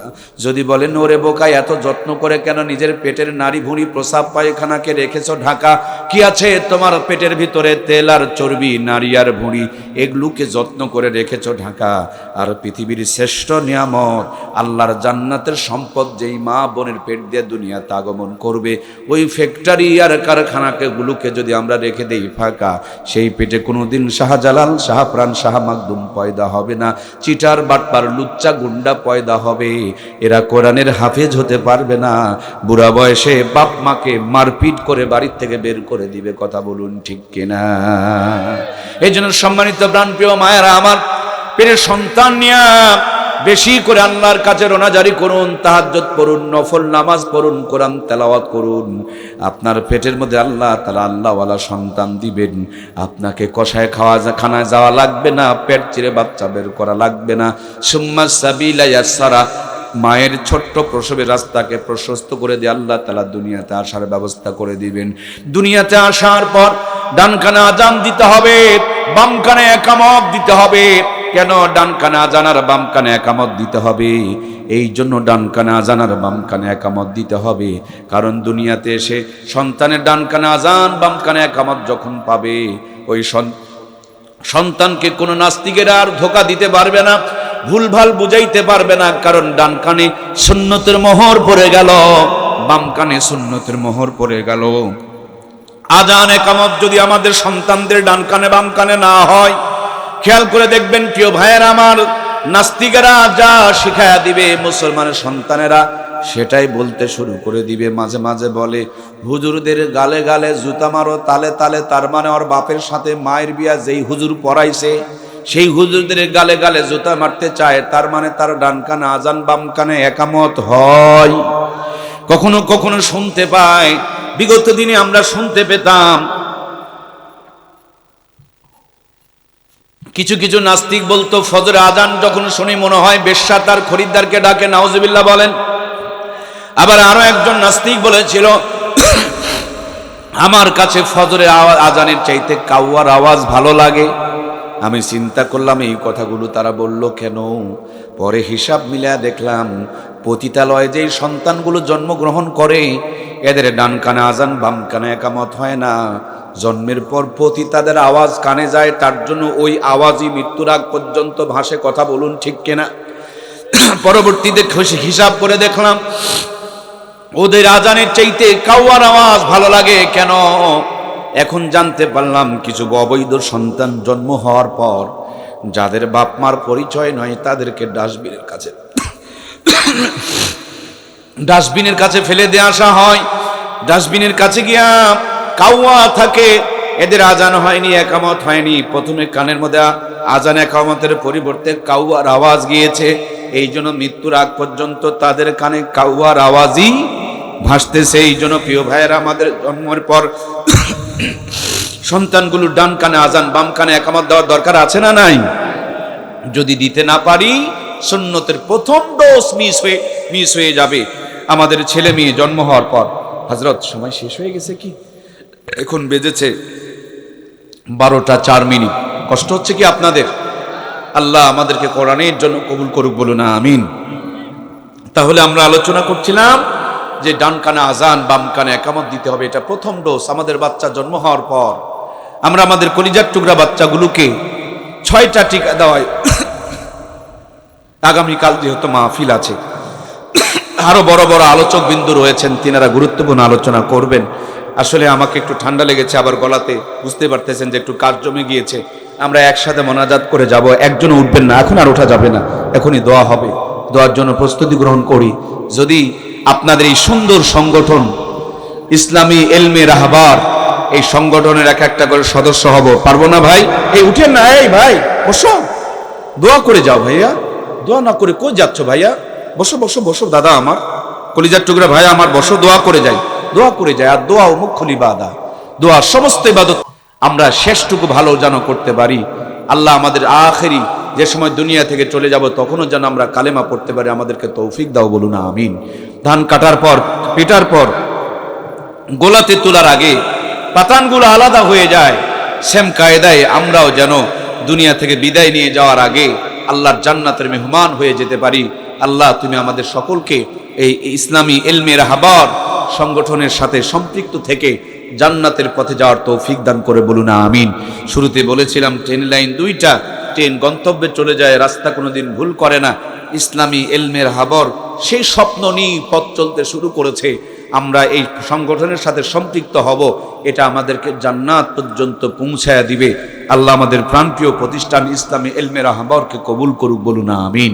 আমরা সদস্য হব, আমরা প্রত্যেকটা ডাকে সাড়া দিব, আমরা স্বতঃস্ফূর্তভাবে প্রত্যেকটা আগামীকাল দেশ বরেণ্য জগৎ বিখ্যাত সুদূর বরিশাল থেকে প্রধান বক্তা আসবেন, অত্যন্ত চমৎকার আলোচনা করেন, তিনার মুখ থেকেও আমরা গুরুত্বপূর্ণ নসিহত শ্রবণ করব। আল্লাহ তাআলা আমাদের সকলের জন্য এই মাহফিলটাকে নাজাতের জড়িয়া বানাক। দীর্ঘ 9 বছর থেকে বিভিন্ন খেদমতগুলো তারা দিয়ে আসতেছেন, প্রত্যেকের খেদমতগুলোকে কবুল করুক। এখানে দীর্ঘ 9 বছরের পুরাতন একটা প্রতিষ্ঠান, অথচ সেখানে মাত্র 50 থেকে 60 জনের মতন সদস্য, অন্ততপক্ষে 200-300 সদস্য হওয়ার দরকার। এলাকা, গ্রাম, গঞ্জ, প্রত্যেকটা মহল্লায় যেন এই সংগঠন ছড়িয়ে পড়ে, হাজার হাজার যেন সদস্য হয়ে যায়। এখানে সদস্য হওয়ার জন্য নিশা খাওয়া যাবে না, নামাজ পড়তে হবে, বাপ মার সাথে ভালো ব্যবহার করতে হবে, কোনো নাচ গান যাত্রা আয়োজন করা যাবে না। এ সবগুলো হলো একটা মানুষকে জান্নাতি বানানোর জন্য যে শর্তগুলো, সব শর্তগুলো এই সংগঠনের মধ্যে আছে। আল্লাহ শর্তগুলো মেনে আমাদেরকে এই সংগঠনের সদস্য হওয়ার তৌফিক দান করুক, আমরা পড়ি আমিন। প্রাণপ্রিয় ভাইয়েরা আমার, এখনই আমরা দোয়া করব, দোয়ার জন্য প্রস্তুতি গ্রহণ করি। যারা দূরে বাহিরে আছি ভিতরে চলে আসি, দাঁড়ানো ভাইরা বসে পড়ি। আজকের আলোচনার মূল থিম, সারমর্ম ছিল নবীর সুন্নত মানলে উম্মত হতে পারবো, আর উম্মত হলে নবীর সাথে জান্নাতে যেতে পারবো। আমরা সুন্নতওয়ালা উম্মত হতে চাই তো ইনশাল্লাহ? কারা কারা রাজি? 2টা হাত তুলে আমার আল্লাহকে দেখায়, লিল্লাহে তাকবীর। হাতগুলো এভাবে একটু নাড়া দেন। আর শাজিম থেকে আমার রব দেখছেন মদিনা রওজায় আল্লাহর হাবিবকে সম্প্রচার করে দেখানো হচ্ছে, আলো বাতাস সাক্ষী হয়ে থাকতেছে। এই ময়দান, সামিয়ানা সব আমাদের জন্য কিয়ামতের দিন নাজাতের সাক্ষী দিবে। আল্লাহ, আমরা তোমার নবীর খাঁটি উম্মত হতে চাই, আমাদেরকে সুন্নতওয়ালা জিন্দেগি দান করে দাও, আমরা পড়ি আমিন। ভাইয়েরা আমার, হাত নামান। মাত্র আর 2টা মিনিট কথা বলবো আপনাদের সামনে, ধৈর্য নিয়ে বসুন। অনেক দামি কথা বলবো। আপনাদের এলাকায় লিচু হয় না ভাই? লিচু যেন পোকা না হয় তার জন্য কিন্তু সমানে বিষ দেওয়া হয়। আমার একটা লাল মোটরসাইকেল ছিল, হঠাৎ করে নিচের দিক দিয়ে তেল পড়তে শুরু করলো। একটু ধৈর্য নিয়ে শোনেন। তো মেকারের কাছে নিয়ে গেলাম, ছিদ্র বন্ধ করে আমাকে বললেন যে ভাই, খালি ট্যাঙ্কি ফুল করলে হবে না, মাঝে মাঝে ওয়াশ করবেন, ভিতরে ময়লা গাদ জমে আবার ট্যাঙ্কি ছিদ্র হয়ে যাবে। আমাদের 3.5 হাত বডিটা চালানোর জন্য পেট নামক ট্যাঙ্কিটা কে দিয়েছেন দরদের ভাইয়েরা? আর ওখানে তেল নামক এই রিজিক জন্য হাজার হাজার আইটেমের খাবারগুলো দান করেছেন কে? আল্লাহ দিলেন নিয়ামত, আমরা বানালাম গজব। সেদিন দেখছি যে কলাগুলোকে পানির মধ্যে চুবড়াইতেছে আর ট্রাকের মধ্যে ঢুকাইতেছে, তার মানে ফরমালিনে চুবড়ায়া নিতেছে। লোড দেয় কাঁচা, ঢাকা যেতে হয়ে যায় কলা পাকা। এই কলা খেলে ক্যান্সার পর্যন্ত হতে পারে। কলাওয়ালা সারাদিন কলা বিক্রি করে, জিন্দেগিতে একটা কলা খায় না, কারণ এটা খাওয়া যাবে। সারাদিন কলা বিক্রি করে উনি কিনতেছেন আপেল। আপেলওয়ালা উনিও জানে যে এটাও আর আপেল না, এটাও ফরমালিনের ডিব্বা। গাছের থেকে পাড়ার আগে একবার, পেরে জমিনে বিছায় আর একবার, প্যাকেটিং করতে করতে আর একবার, প্যাকেটিং থেকে বের করে দোকানে সাজায় ফিস ফিস করে মারে, ওর মধ্যেও কিন্তু মাল মারা থাকে। আমার প্রাণপ্রিয় ভাইয়েরা, আগে ফলের দোকানে মশামাছি দেখা যেত। সত্যি করে বলেন, এখন কি মশামাছি আছে? মানে এমন মারা মারছে, মশামাছি ধারে কাছে ভিড়তে পারে না। আগেকার ডাক্তারেরা বলতো যেটাতে মশামাছি বসে সেটা খেও না, আর এখনকার ডাক্তার বলে যেটাতে মশামাছি বসে না এটার ধারে কাছে যেও না। আমাদের মিশিংয়ের চাইতে মশামাছিদের নাকের পাওয়ারকে আল্লাহ তাআলা অতিরিক্ত বেশি বাড়িয়ে দিয়েছেন, সুবহানাল্লাহ বলে। তার মানে উনি আপেল খায় না, সারাদিন আপেল বিক্রি করে কলা আর কলাওয়ালা, বলেন না কলাওয়ালা, একে অপরকে বিষ খাওয়াইতেছে। আমরা ভালো মানুষ, বেগুন লাগাইছি, সন্ধ্যাবেলায় স্প্রে করি, বেগুনের উপরে পড়ে আর ভিতরের পোকা মরে। প্যাকেটে লেখা আছে 1 সপ্তাহ আগে খাওয়া যাবে না। সন্ধ্যাবেলায় স্প্রে করে, সকালবেলা তুলে বাজারে নিয়ে যায়, 7টার ভিতরে বেগুন ভর্তা পেটের ভিতরে মোচড় শুরু হয়ে যায়। মানে এভাবে না খেয়ে এইভাবে আমরা বিষগুলো খাই। কথা কি বোঝা যাচ্ছে ভাই? আমি কয়টা আম গাছ লাগিয়েছি, এত পোকার জ্বালা। আপনার ওই বিষের দোকানদারের কাছে গেলাম, উনি বলছেন গাছের গোড়ায় দানা বিষ দাও। ভাই একটু ধৈর্য নিয়ে শোনেন, অত্যন্ত চমকপ্রদ একটা কথা শোনাচ্ছি। তো উনি আমাকে বললেন যে গাছের গোড়ায় দানা বিষ দেন। আমি বললাম পোকা লাগছে মাথায়, আর বিষ দিতে কয় গাছের? আপনার কি মাথা খারাপ? সে বলছে না, এটা গোড়ায় দিলেও মাথায় কাম করে। আমি আশ্চর্য হয়ে গেলাম, গোড়ায় দিলেও মাথায় কাম করে, সেই ফল আমরা খাই। আমাদের বডির মধ্যে কি বিষ আর ফরমালিনগুলো ঢুকে না রে ভাই? বিষ, ফরমালিন, কেমিক্যাল ঢুকে আমাদের বডিটা নষ্ট হয়ে গিয়েছে। ব্যথা, চোখের পাওয়ার কম, দাঁত নষ্ট হয়ে যায়, মাথার চুল পেকে যায়, 50 বছরে বেঁকা চেকা হয়ে যায়। সমানে দুহাত দিয়ে আমাদের বডির মধ্যে বিষ, ফরমালিন, কেমিক্যালগুলোকে আমরা ঢুকাচ্ছি। 11 মাস খাইতে আল্লাহ নিষেধ করে নাই। রমজান মাসে পেটের ভিতরে জমে থাকা, বডিতে জমে থাকা, রগ রেশায় জমে থাকা কেমিক্যাল, বিষ, ফরমালিনগুলোকে রিমুভ করার জন্য দিনের বেলা এক বেলা খাবার বন্ধ করে 11 মাসের ময়লা সাফ করার জন্য আল্লাহ রোজার বিধানকে ফরজ করে দিয়েছেন। সুবহানাল্লাহ বলেন। জাপানের একজন ডাক্তার রোজার উপরে গবেষণা করে নোবেল বিজয় অর্জন করেছিল। অনেক বড় একটা বই লেগেছে, আমি সারমর্মটা আপনাদের কাছে বললাম। সুতরাং সামনে যে রোজা আসতেছে, রোজা শুধু জাহান্নাম থেকে বাঁচায় এটুকু নয়, আল্লাহর বিধান সেটুকু নয়, রোজা রাখলে আমাদের বডিতে জমে থাকা কেমিক্যাল, বিষ, ফরমালিনগুলোকে আল্লাহ তাআলা রিমুভ করে দেয়, সাফ করে দেয়। সুবহানাল্লাহ বলি। সুতরাং সামনে রমজান আসতেছে, আমরা কি প্রস্তুতি নিব না ভাইয়েরা? আপনারা মোটরসাইকেল চালান, যেখানে দাঁড় করাবেন ওখানেই ব্রেক দিলে গাড়ি কিন্তু উল্টে পড়বে। এই জন্য আগের থেকে আস্তে করে ব্রেকে চাপ দিতে হয়, জায়গা মতন দাঁড়িয়ে যাবে। নবীজি 2 মাস আগের থেকে দোয়া করতেন, আল্লাহুম্মা বারিক লানা ফি রজব শাবান ওয়া বাল্লিগনা রমজান। হে আল্লাহ, রজব শাবান মাসে বরকত দিয়ে রমজান পর্যন্ত আমার হায়াতকে পৌঁছায় দাও। 2 মাস আগের থেকে দোয়া করতেন। আর তো মাত্র 10 থেকে 12টা দিন আছে কলিজার টুকরা প্রাণের ভাইয়েরা। এই কয়টা দিন আজকের থেকে ফজর থেকে 5 ওয়াক্ত নামাজ ধরবো। বিড়ি, সিগারেট, মদ, গাঁজা খেলে ওগুলো ছেড়ে দিব। মোবাইলে কোনো খারাপ ছবি টবি থাকলে ওগুলোকে ডিলিট করে দিব। এখন থেকে কোরআন তেলাওয়াত করা শুরু করে দিব। 5 ওয়াক্ত নামাজ যারা পড়ি তারা তাহাজ্জুদ ধরবো। বেপর্দা মা বোনগুলো পর্দা করব। ইনশাআল্লাহ মাহফিলটা নাজাতের জরিয়া হয়ে যাবে। রমজান গুনাহ মাফের মাধ্যম হয়ে যাবে। এই রমজানে আমরা আল্লাহর ওলি হয়ে যেতে পারবো। এই রমজান আমাদের জিন্দেগির গুনার কাফফারা হয়ে যাবে। আমাদের বডিটা সুস্থর মাধ্যম হয়ে যাবে। আল্লাহ আমাদের সকলকে আজকের ফজর থেকে কবুল করুক। আমরা সবাই পড়ি আল্লাহুম্মা আমিন। ভাইজান আমার, নামাজটা ধরেন না ভাই। একবার নামাজ আপনাকে ধরবে। যেদিন নামাজ আপনাকে ধরবে সেদিন আজান দিলে কেউ বিছানাতে আপনাকে আটকাইতে পারবে? আজান দিলে আর 4 দোকানে আপনি বসে থাকতে পারবেন না। এমন ধরা ধরবে, একবারে জান্নাত পর্যন্ত পৌঁছায় ছাড়বে। সুবহানাল্লাহ বলেন। নামাজ ধরেছিলেন হযরত আলীকে, পায়ের মধ্যে তীর বেঁধেছে, ব্যথায় কাতর, তীর টেনে খুলে নিয়ে আসছে, গোস্ত খুলে আসছে, তারপরও বুঝতে পারে নাই, মানে নামাজে দাঁড়িয়ে গিয়েছে, হৃদয়টা আল্লাহর কাছে চলে গেছে। সুবহানাল্লাহ বলি। ইমাম হোসেন কারবালার প্রান্তরে পড়ে আছেন, সীমার বুকে বসে বারবার তরবারি চালাইতেছে। এক পর্যায়ে যখন কাল্লা কাটতে পারে না, বলে হুসাইন তোমার কি কোনো চাওয়া পাওয়া আছে? হুসাইন বলেন 2 রাকাত নামাজ পড়তে যাই। 2 রাকাত নামাজে দাঁড়িয়ে গেলেন, 70 থেকে 72টা তীর বডিতে বেঁধে গেল। তীরের যন্ত্রণা চাইতে নামাজে বেশি শান্তি ছিল, এই জন্য তিনি নামাজ থেকে বিচলিত হন নাই। এই জন্য প্রিয় ভাইয়ের আমার, দুনিয়ার সবচেয়ে বেশি মজা, বেশি শান্তি হলো নামাজে। নামাজের সেজদায় যদি শান্তি কেউ পেয়ে যায়, সেজদা থেকে মাথা তুলতে চায় না। আর যারা শান্তি পায় না তারা মসজিদে ঢুকতে চায় না। একবার খালি অভ্যাস করেন, নামাজ যদি আপনার কবুল হয়ে যায়, দুনিয়া আখিরাতের সব পেরেশানিগুলো দূর করে দিয়া দুনিয়া আখিরাতকে শান্তিময় বানিয়ে দিবেন কে? ভাইয়ার আমার, কুফু দেখে বিয়ে করতে হবে। আল্লাহর হাবিব বলেন ফাজফার বিজাতিদ দ্বীন, সবচেয়ে বেশি দ্বীনের প্রতি খেয়াল রাখতে হবে। সব আছে, ভিতরে যদি দ্বীন না থাকে ওই মেয়েকে বিয়ে করে ঘরে নেওয়া যাবে না। আর কিছুই যদি না থাকে, ভিতরে যদি দ্বীন থাকে, দ্বীনদার একটা মহিলাকে ঘরে নিয়ে আসেন, আপনার ভাঙা ঘরটাকে জান্নাতের টুকরা আমার আল্লাহ তাআলা বানায়া দিবে। আমার প্রাণপ্রিয় ভাইয়েরা, তাহলে 4 খান গুণ দেখে বিয়ে করতে হবে। বিয়ের দিকে তাকিয়ে দেখুন, মেয়ের বাবাকে বলা হয় 500 বরযাত্রী নেওয়া লাগবে। এটা হলো ছোট লোকে একটা আচরণ। আপনি দাওয়াত দিয়েছেন, আপনার বাড়িতে খাওয়াবেন, 500 বরযাত্রী নিয়ে বিয়ের বাড়িতে যাওয়া যাবে? তোমার মেহমান ওর বাড়িতে কেন নিয়ে যাবা? সর্বোচ্চ বিয়াই বাড়ি বলে তুমি অধিকার নিয়ে 10টা 20টা নিয়ে যেতে পারো। 500টা বরযাত্রী নিয়ে মেয়ের বাড়িতে যাওয়া, এটা ডিজিটাল কায়দার একটা জুলুম। কথা বলুন ঠিক কিনা?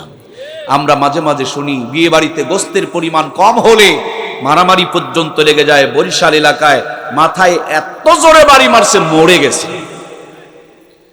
সম্মানিত প্রাণপ্রিয় ভাইয়েরা আমার, বিয়েতে দেখবেন গায়ে হলুদের নাম দিয়া মেয়েটাকে হলুদ মাখা একটা যুবতী মেয়েকে এইভাবে ডলাডলি সবার সামনে করা যাবে। আবার পুরুষটাকে মালকাস মারায়া এলাকার যত ভাবি আছে সবগুলো ডলাডলি করে, আছে না নাই? এটাও ইসলাম সমর্থন করে না। দেখবেন গায়ে হলুদের দিন দুপুর বেলা পাতিলের কালিগুলো নিয়ে ঘষাঘষি করে, ডলাডলি করে, দৌড়াদৌড়ি করে, আছে না নাই? সম্মানিত প্রাণপ্রিয় ভাইয়েরা, বিনীত আহ্বান আপনাদের খেদমতে যেটুকু জানাতে চাই, যেই বিয়েতে সুন্নত থাকবে সেই বিয়েতে রহমত আর বরকত থাকবে, যেই বিয়েতে সুন্নত থাকবে না সেই বিয়েতে কোনোদিন রহমত আর বরকত বিরাজ করবে না।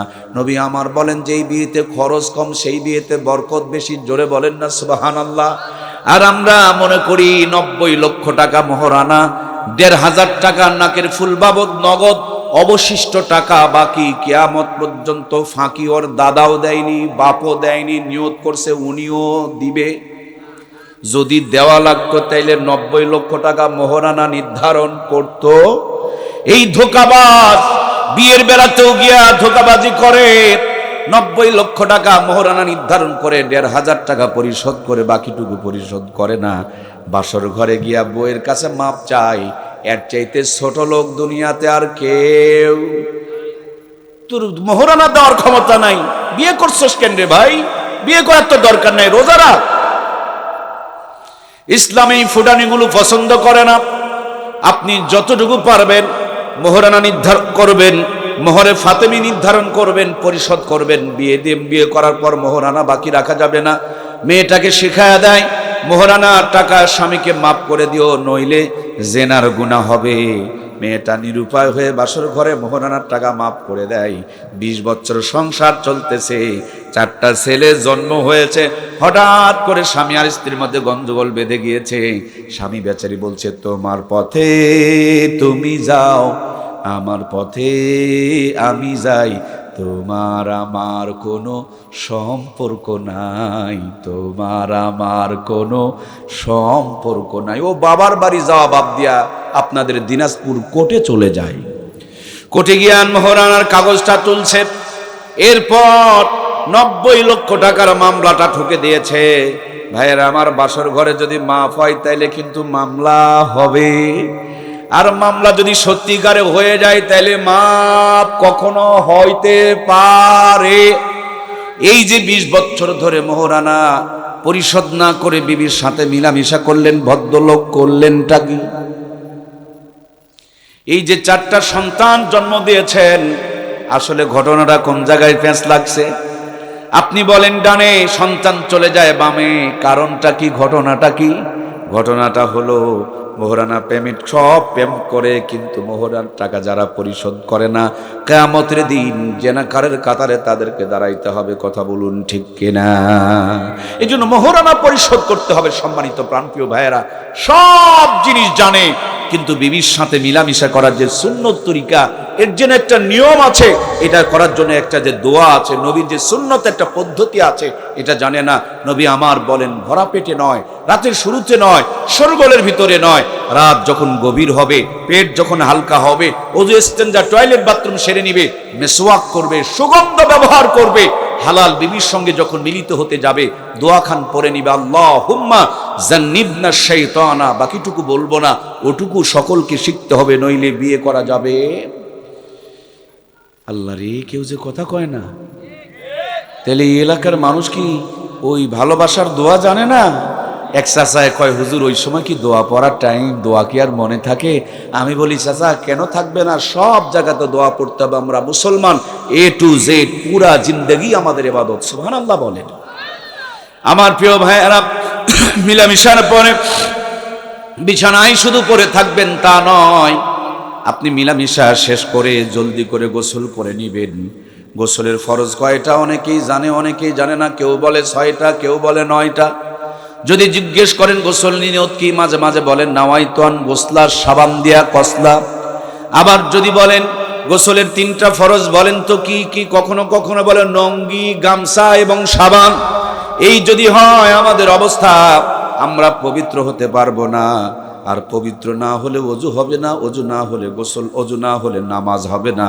আর নামাজ যদি না হয় তাহলে কি দোয়া কবুল হবে? প্রিয় ভাইয়েরা আমার, গোসলের ফরজ হলো মাত্র 3টা। ভালোভাবে কুলি করা, নাকের নরম জায়গা পর্যন্ত পানি পৌঁছানোর, সমস্ত শরীর সুন্দর করে ধৌত করা। আগেকার মা বোনেরা পবিত্র না হয়ে সংসারের কোনো কাজে হাত দিত না, এই জন্য সংসারগুলোতে রহমত আর বরকত বিরাজ করত। আর এখন বিএ পাশ করেছে, এমএ পাশ করেছে, কিন্তু গোসলের ফরজ। এই জন্য নাপাক গায়ে চলাফেরা করে। টাকা আছে, পয়সা আছে, বিল্ডিং আছে, বাড়ি আছে, গাড়ি আছে, মনে শান্তি, একটাই মাত্র কারণ তারা নাপাক গায়ে চলাফেরা করে। রহমত আর বরকত বিরাজ নিয়ে ও রহমত আর বরকত উঠে চলে গিয়েছে। সম্মানিত প্রাণপ্রিয় ভাইয়েরা, জীবনের প্রত্যেকটা ক্ষেত্রে নবীর সুন্নতগুলোকে আমল করা দরকার আছে না না? পেটে যখন সন্তান চলে আসলো, প্রিয় মা, বেশি করে নফল রোজা রাখুন, বেশি করে তাহাজ্জুদের নামাজ পড়ুন, বেশি করে আল্লাহওয়ালাদের জিন্দেগি পড়ুন, কোরআন তেলাওয়াত করুন। আপনার পেটের উপরে, পেটের সন্তানের উপরে জান্নাতে রহমত আর বরকত বর্ষিত করবেন কে? কিন্তু আমার মায়েরা পেটের সন্তান আসার পর বেশি করে কটকটি সিরিয়াল দেখা শুরু করে দেয়। কটকটি সিরিয়াল দেখলে পেটের সন্তানটা কটকটি মার্কা হবে, পেটের সন্তানটা শাহজালাল, শাহপ্রাণ, শাহ মাকদুম মার্কা হবে না। পেটের মধ্যে সন্তান নিয়ে মার্কেটে যায়, পেটের ভুঁড়ির উপরে কাপড় তাদের খুঁজে পাওয়া যায় না, এই জন্য তাদের পেট থেকে শাহজালাল, শাহপ্রাণ, শাহ মাকদুম পয়দা হয় না। আমার মায়েদের সব দোষ দিলে চলবে না। দেখেন, আমরা যখন জামা বানাই, আমাদের জামাগুলো ফুল হাতা, বেগম সাহেবারা জামা বানায়া দেয়, তখন বানায়া দেয় হাফ হাতা। নিজে জামা বানায় পেট ঢাকা, বাড়িয়ালির জামা বানায় তখন পেটের অর্ধেকটা পর্যন্ত ফাঁকা, নিজে জামা বানায় বুক পর্যন্ত ঢাকা, আর বেগমের জামা বানায় দিলে বুকের অর্ধেকটা পর্যন্ত ফাঁকা। যদি বলেন, ওরে বোকাই, এত যত্ন করে কেন নিজের পেটের নাড়ি ভুঁড়ি, প্রসাব পায়খানাকে রেখেছ ঢাকা? কি আছে তোমার পেটের ভিতরে? তেল আর চর্বি, নারী আর ভুঁড়ি, এগুলোকে যত্ন করে রেখেছ ঢাকা। আর পৃথিবীর শ্রেষ্ঠ নিয়ামত, আল্লাহর জান্নাতের সম্পদ, যেই মা বোনের পেট দিয়ে দুনিয়াতে আগমন করবে, ওই ফ্যাক্টরি আর কারখানাকে গুলোকে যদি আমরা রেখে দেই ফাঁকা, সেই পেটে কোনোদিন শাহজালাল, শাহপ্রাণ, শাহ মাকদুম পয়দা হবে না। চিটার, বাটপার, লুচ্চা, গুন্ডা পয়দা হবে। এরা কোরআনের হাফেজ হতে পারবে না। বুড়া বয়সে বাপ মাকে মারপিট করে বাড়ির থেকে বের করে দিবে। কথা বলুন ঠিক কিনা? এই জন্য সম্মানিত প্রাণপ্রিয় মায়েরা আমার, পেটের সন্তান নিয়ে বেশি করে আল্লাহর কাছে রোনাজারি করুন, তাহাজ্জুদ পড়ুন, নফল নামাজ পড়ুন, কোরআন তেলাওয়াত করুন। আপনার পেটের মধ্যে আল্লাহ তাআলা আল্লাহওয়ালা সন্তান দিবেন। আপনাকে কষায় খানায় যাওয়া লাগবে না, পেট চিরে বাচ্চা বের করা লাগবে না। সুম্মা সাবিলা ইয়াসসারা, মায়ের ছোট্ট প্রসবের রাস্তাকে প্রশস্ত করে দিয়ে আল্লাহ তাআলা দুনিয়াতে আসার ব্যবস্থা করে দিবেন। দুনিয়াতে আসার পর ডান কানে আজান দিতে হবে, বাম কানে একামত দিতে হবে। কেন ডান কানে আজান আর বাম কানে একামত দিতে হবে? এই জন্য ডান কানে আজান আর বাম কানে একামত দিতে হবে, কারণ দুনিয়াতে এসে সন্তানের ডান কানে আজান, বাম কানে একামত যখন পাবে, ওই সন্তানকে কোনো নাস্তিকেরা আর ধোঁকা দিতে পারবে না, ভুলভাল বুঝাইতে পারবে না। কারণ ডান কানে সুন্নতের মোহর পড়ে গেল, বাম কানে সুন্নতের মোহর পড়ে গেল। আজান একামত যদি আমাদের সন্তানদের ডান কানে বাম কানে না হয়, খেয়াল করে দেখবেন প্রিয় ভাইয়েরা আমার, নাস্তিকেরা যা শিখায়া দিবে মুসলমানের সন্তানেরা সেটাই বলতে শুরু করে দিবে। মাঝে মাঝে বলে, হুজুরদের গালে গালে জুতা মারো, তালে তালে, তার মানে ওর বাপের সাথে মায়ের বিয়া যেই হুজুর পড়াইছে সেই হুজুরদের গালে গালে জুতা মারতে চায়, তার মানে তার ডান কানে আজান, বাম কানে একামত হয়। কখনো কখনো শুনতে পাই, বিগত দিনে আমরা শুনতে পেতাম, কিছু কিছু নাস্তিক বলতো, ফজরে আজান যখন শুনি মনে হয় বেশ্যা তার খরিদ্দারকে ডাকে, নাউজুবিল্লাহ বলেন। আবার আরো একজন নাস্তিক বলেছিল, আমার কাছে ফজরে আজানের চাইতে কাউয়ার আওয়াজ ভালো লাগে। আমি চিন্তা করলাম এই কথাগুলো তারা বলল কেন? পরে হিসাব মিলিয়ে দেখলাম, পতিতালয়ে যেই সন্তানগুলো জন্মগ্রহণ করে এদের ডান কানে আজান, বাম কানে একামত হয় না।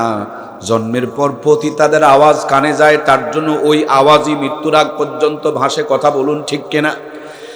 পরবর্তীতে হিসাব করে দেখলাম, ওদের আজানের চাইতে কাউয়ার আওয়াজ ভালো লাগে কেন? এখন জানতে পারলাম, কিছু অবৈধ সন্তান জন্ম হওয়ার পর যাদের বাপ মার পরিচয় নয় তাদেরকে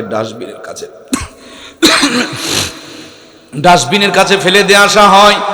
ডাস্টবিনের কাছে গিয়া কাউয়া থাকে, এদের আজান হয়নি, একামত হয়নি। প্রথমে কানের মধ্যে আজান একামতের পরিবর্তে কাউয়ার আওয়াজ গিয়েছে, এই জন্য মৃত্যুর আগ পর্যন্ত তাদের কানে কাউয়ার আওয়াজই ভাসতেছে। এই জন্য প্রিয় ভাইয়েরা, আমাদের জন্মের পর সন্তানগুলো ডান কানে আজান বাম কানে একামত দেওয়ার দরকার আছে না নাই? যদি দিতে না পারি সুন্নতের প্রথম ডোজ মিস হয়ে যাবে আমাদের ছেলে মেয়ে জন্ম হওয়ার পর। হযরত সময় শেষ হয়ে গেছে কি? এখন বেজেছে 12টা 4 মিনিট। কষ্ট হচ্ছে কি আপনাদের? আল্লাহ আমাদেরকে কোরআনের জন্য কবুল করুক, বলুন আমিন। তাহলে আমরা আলোচনা করছিলাম যে ডান কানে আজান বাম কানে একামত দিতে হবে, এটা প্রথম ডোজ। আমাদের বাচ্চা জন্ম হওয়ার পর আমরা আমাদের কলিজার টুকরা বাচ্চাগুলোকে 6টা টিকা দেওয়াই। আগামীকাল যেহেতু মাহফিল আছে, আরো বড় বড় আলোচক বিন্দু রয়েছেন, তিনারা গুরুত্বপূর্ণ আলোচনা করবেন। আসলে আমাকে একটু ঠান্ডা লেগেছে, আবার গলাতে বুঝতে পারতেছেন যে একটু কাজ জমে গিয়েছে। আমরা একসাথে মোনাজাত করে যাব, একজনও উঠবেন না, এখন আর ওঠা যাবে না, এখনই দোয়া হবে। দোয়ার জন্য প্রস্তুতি গ্রহণ করি। যদি আপনাদের এই সুন্দর সংগঠন ইসলামী এলমে রাহবার, এই সংগঠনের এক একটা করে সদস্য হব, পারবো না ভাই? এই উঠেন না, এই ভাই বসো, দোয়া করে যাও ভাইয়া। দোয়া না করে কই যাচ্ছ ভাইয়া? বসো বসো বসো, দাদা আমার, কলিজার টুকরা ভাই আমার, বসো, দোয়া করে যাই, দোয়া করে যায়। আর দোয়া মুখ্যুল ইবাদত, দোয়া সমস্ত ইবাদত আমরা শেষটুকু ভালো যেন করতে পারি। আল্লাহ আমাদের আখেরি যে সময় দুনিয়া থেকে চলে যাব তখনও যেন আমরা কালেমা পড়তে পারি, আমাদেরকে তৌফিক দাও, বলুন আমিন। ধান কাটার পর পেটার পর গোলাতে তোলার আগে পাতানগুলো আলাদা হয়ে যায়, সেম কায়দায় আমরাও যেন দুনিয়া থেকে বিদায় নিয়ে যাওয়ার আগে আল্লাহর জান্নাতের মেহমান হয়ে যেতে পারি। আল্লাহ তুমি আমাদের সকলকে এই ইসলামী এলমে রাহবার সংগঠনের সাথে সম্পৃক্ত থেকে জান্নাতের পথে যাওয়ার তৌফিক দান করে, বলুন আমিন। শুরুতে বলেছিলাম ট্রেন লাইন 2টা, ট্রেন গন্তব্যে চলে যায়, রাস্তা কোনোদিন ভুল করে না। ইসলামী এলমে রাহবার সেই স্বপ্ন নিয়ে পথ চলতে শুরু করেছে। আমরা এই সংগঠনের সাথে সম্পৃক্ত হব, এটা আমাদেরকে জান্নাত পর্যন্ত পৌঁছায়া দিবে। আল্লাহ আমাদের প্রাণপ্রিয় প্রতিষ্ঠান ইসলামী এলমে রাহবারকে কবুল করুক, বলুন আমিন। আমরা সদস্য হব, আমরা প্রত্যেকটা ডাকে সাড়া দিব।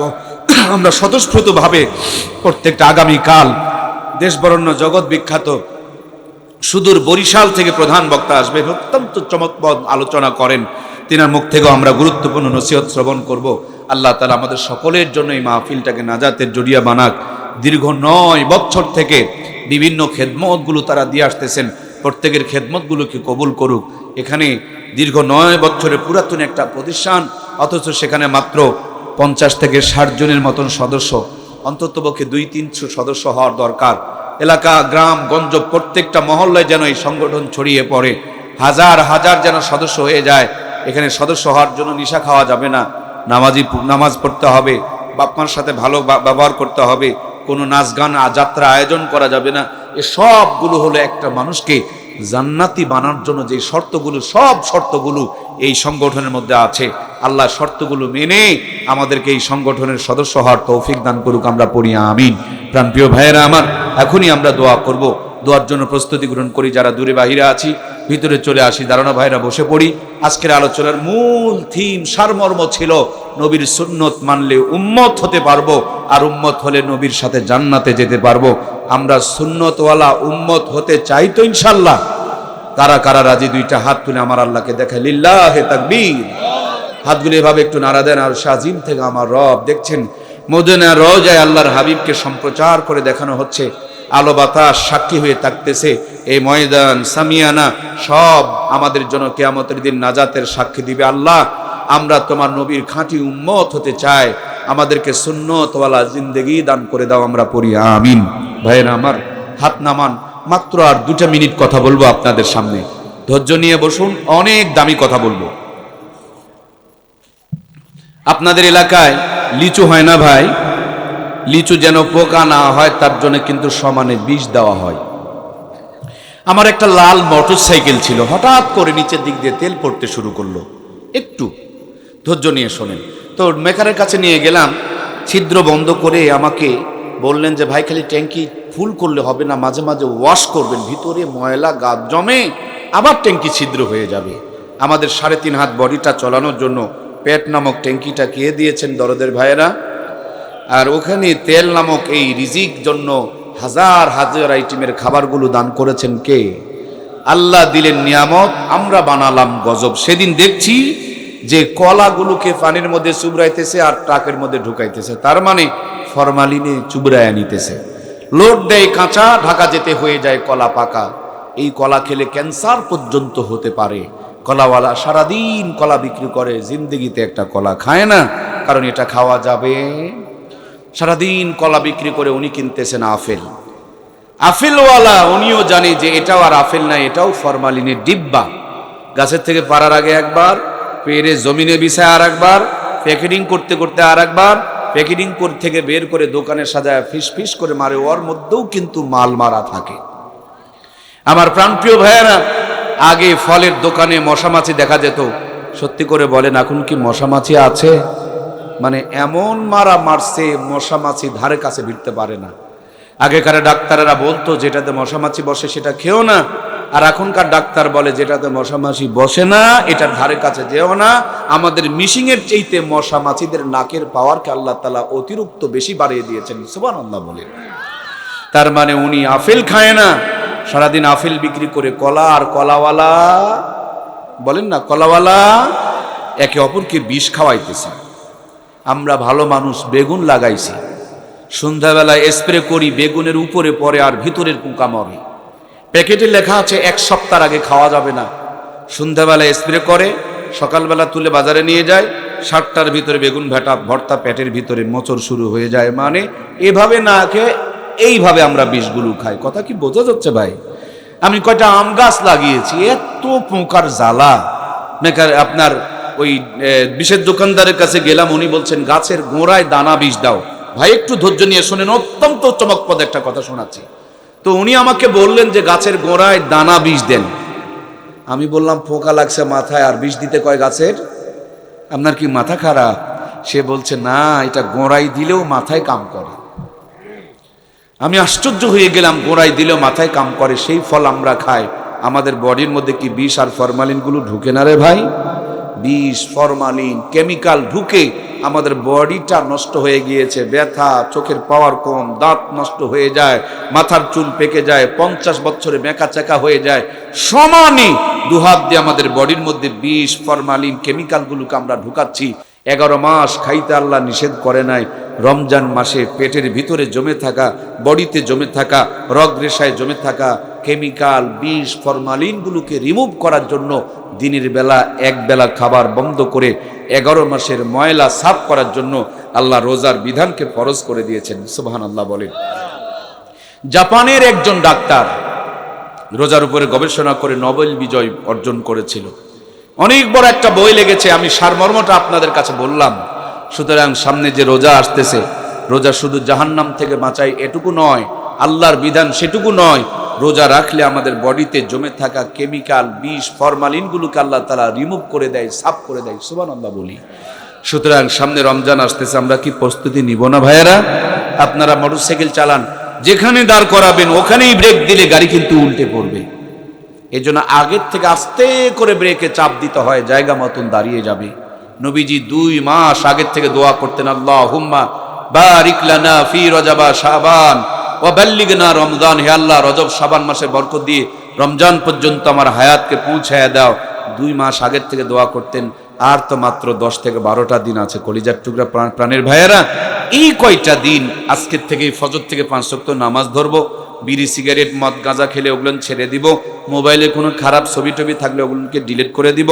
এখন থেকে কোরআন তেলাওয়াত করা শুরু করে দিব। 5 ওয়াক্ত নামাজ যারা পড়ি তারা তাহাজ্জুদ ধরবো। বেপর্দা মা বোনগুলো পর্দা করব। ইনশাআল্লাহ মাহফিলটা নাজাতের জড়িয়া হয়ে যাবে। রমজান গুনাহ মাফের মাধ্যম হয়ে যাবে। এই রমজানে আমরা আল্লাহর ওলি হয়ে যেতে পারবো। এই রমজান আমাদের জিন্দেগির গুনার কাফফারা হয়ে যাবে। আমাদের বডিটা সুস্থর মাধ্যম হয়ে যাবে। আল্লাহ আমাদের সকলকে আজকের ফজর থেকে কবুল করুক। আমরা সবাই পড়ি আল্লাহুম্মা আমিন। ভাইজান আমার, নামাজটা ধরেন না ভাই। একবার নামাজ আপনাকে ধরবে। যেদিন নামাজ আপনাকে ধরবে সেদিন আজান দিলে কেউ বিছানাতে আপনাকে আটকাইতে পারবে? আজান দিলে আর চার দোকানে আপনি বসে থাকতে পারবেন না। এমন ধরা ধরবে একবারে জান্নাত পর্যন্ত পৌঁছায় ছাড়বে। সুবহানাল্লাহ বলেন।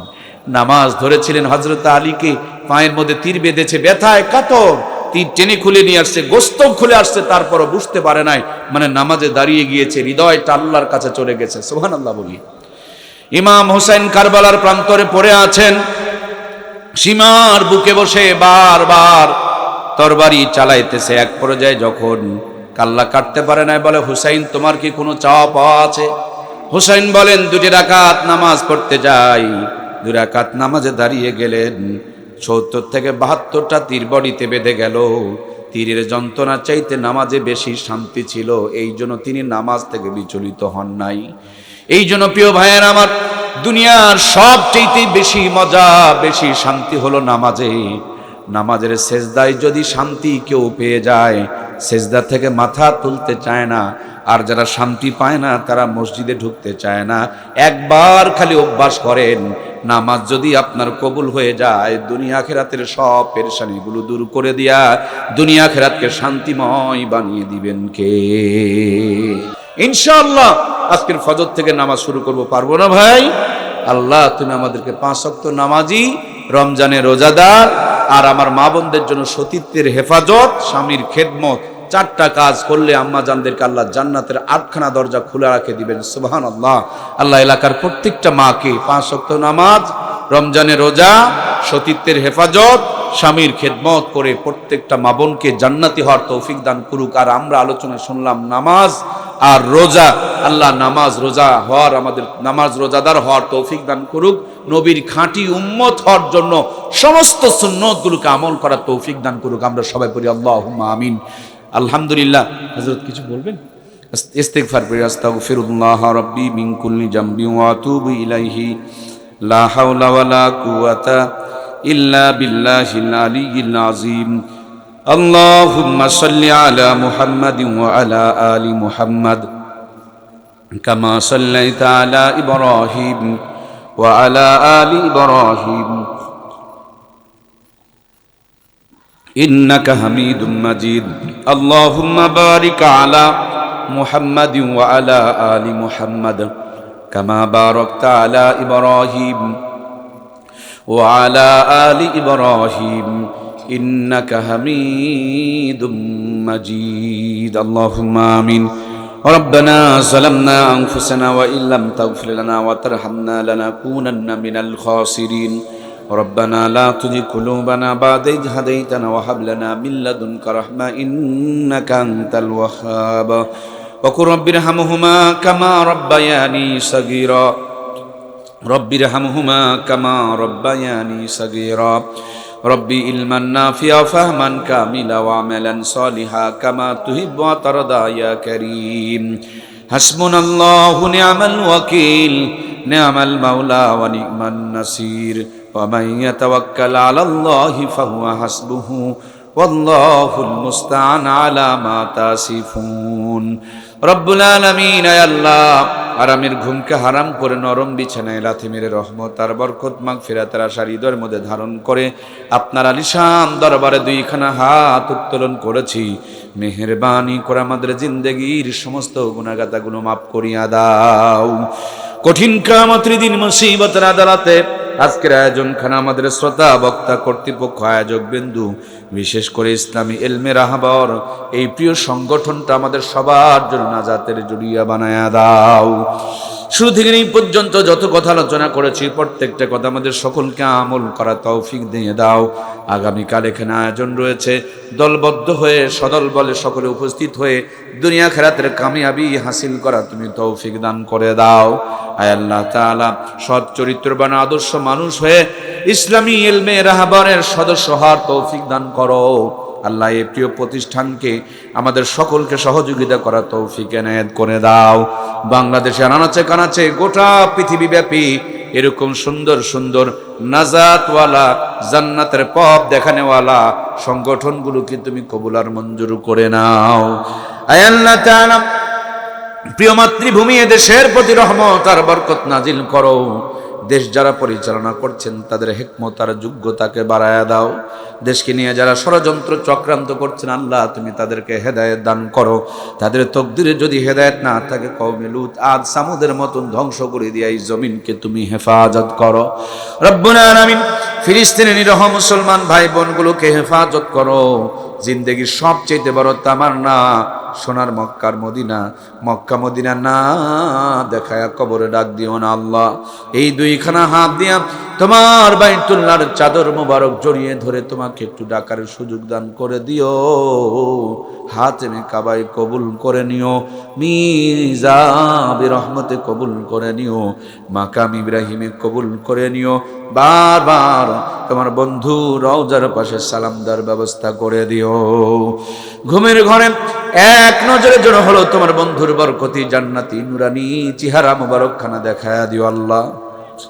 হে আল্লাহ তাআলা, আজকের এই মাহফিলকে কেন্দ্র করে এলাকার বাড়িতে বাড়িতে অসংখ্য মেহমান এসেছেন। আত্মীয় স্বজনের বাড়ি ঘরগুলো ভরে গিয়েছে। সবাই তো নারীর টানে গ্রামের বাড়িতে রওনা করে দিয়েছে। আসার সময় যাদের মা বাবা বেঁচে আছে কত রান্না কত আয়োজন করে নিয়ে অপেক্ষায় রয়েছে।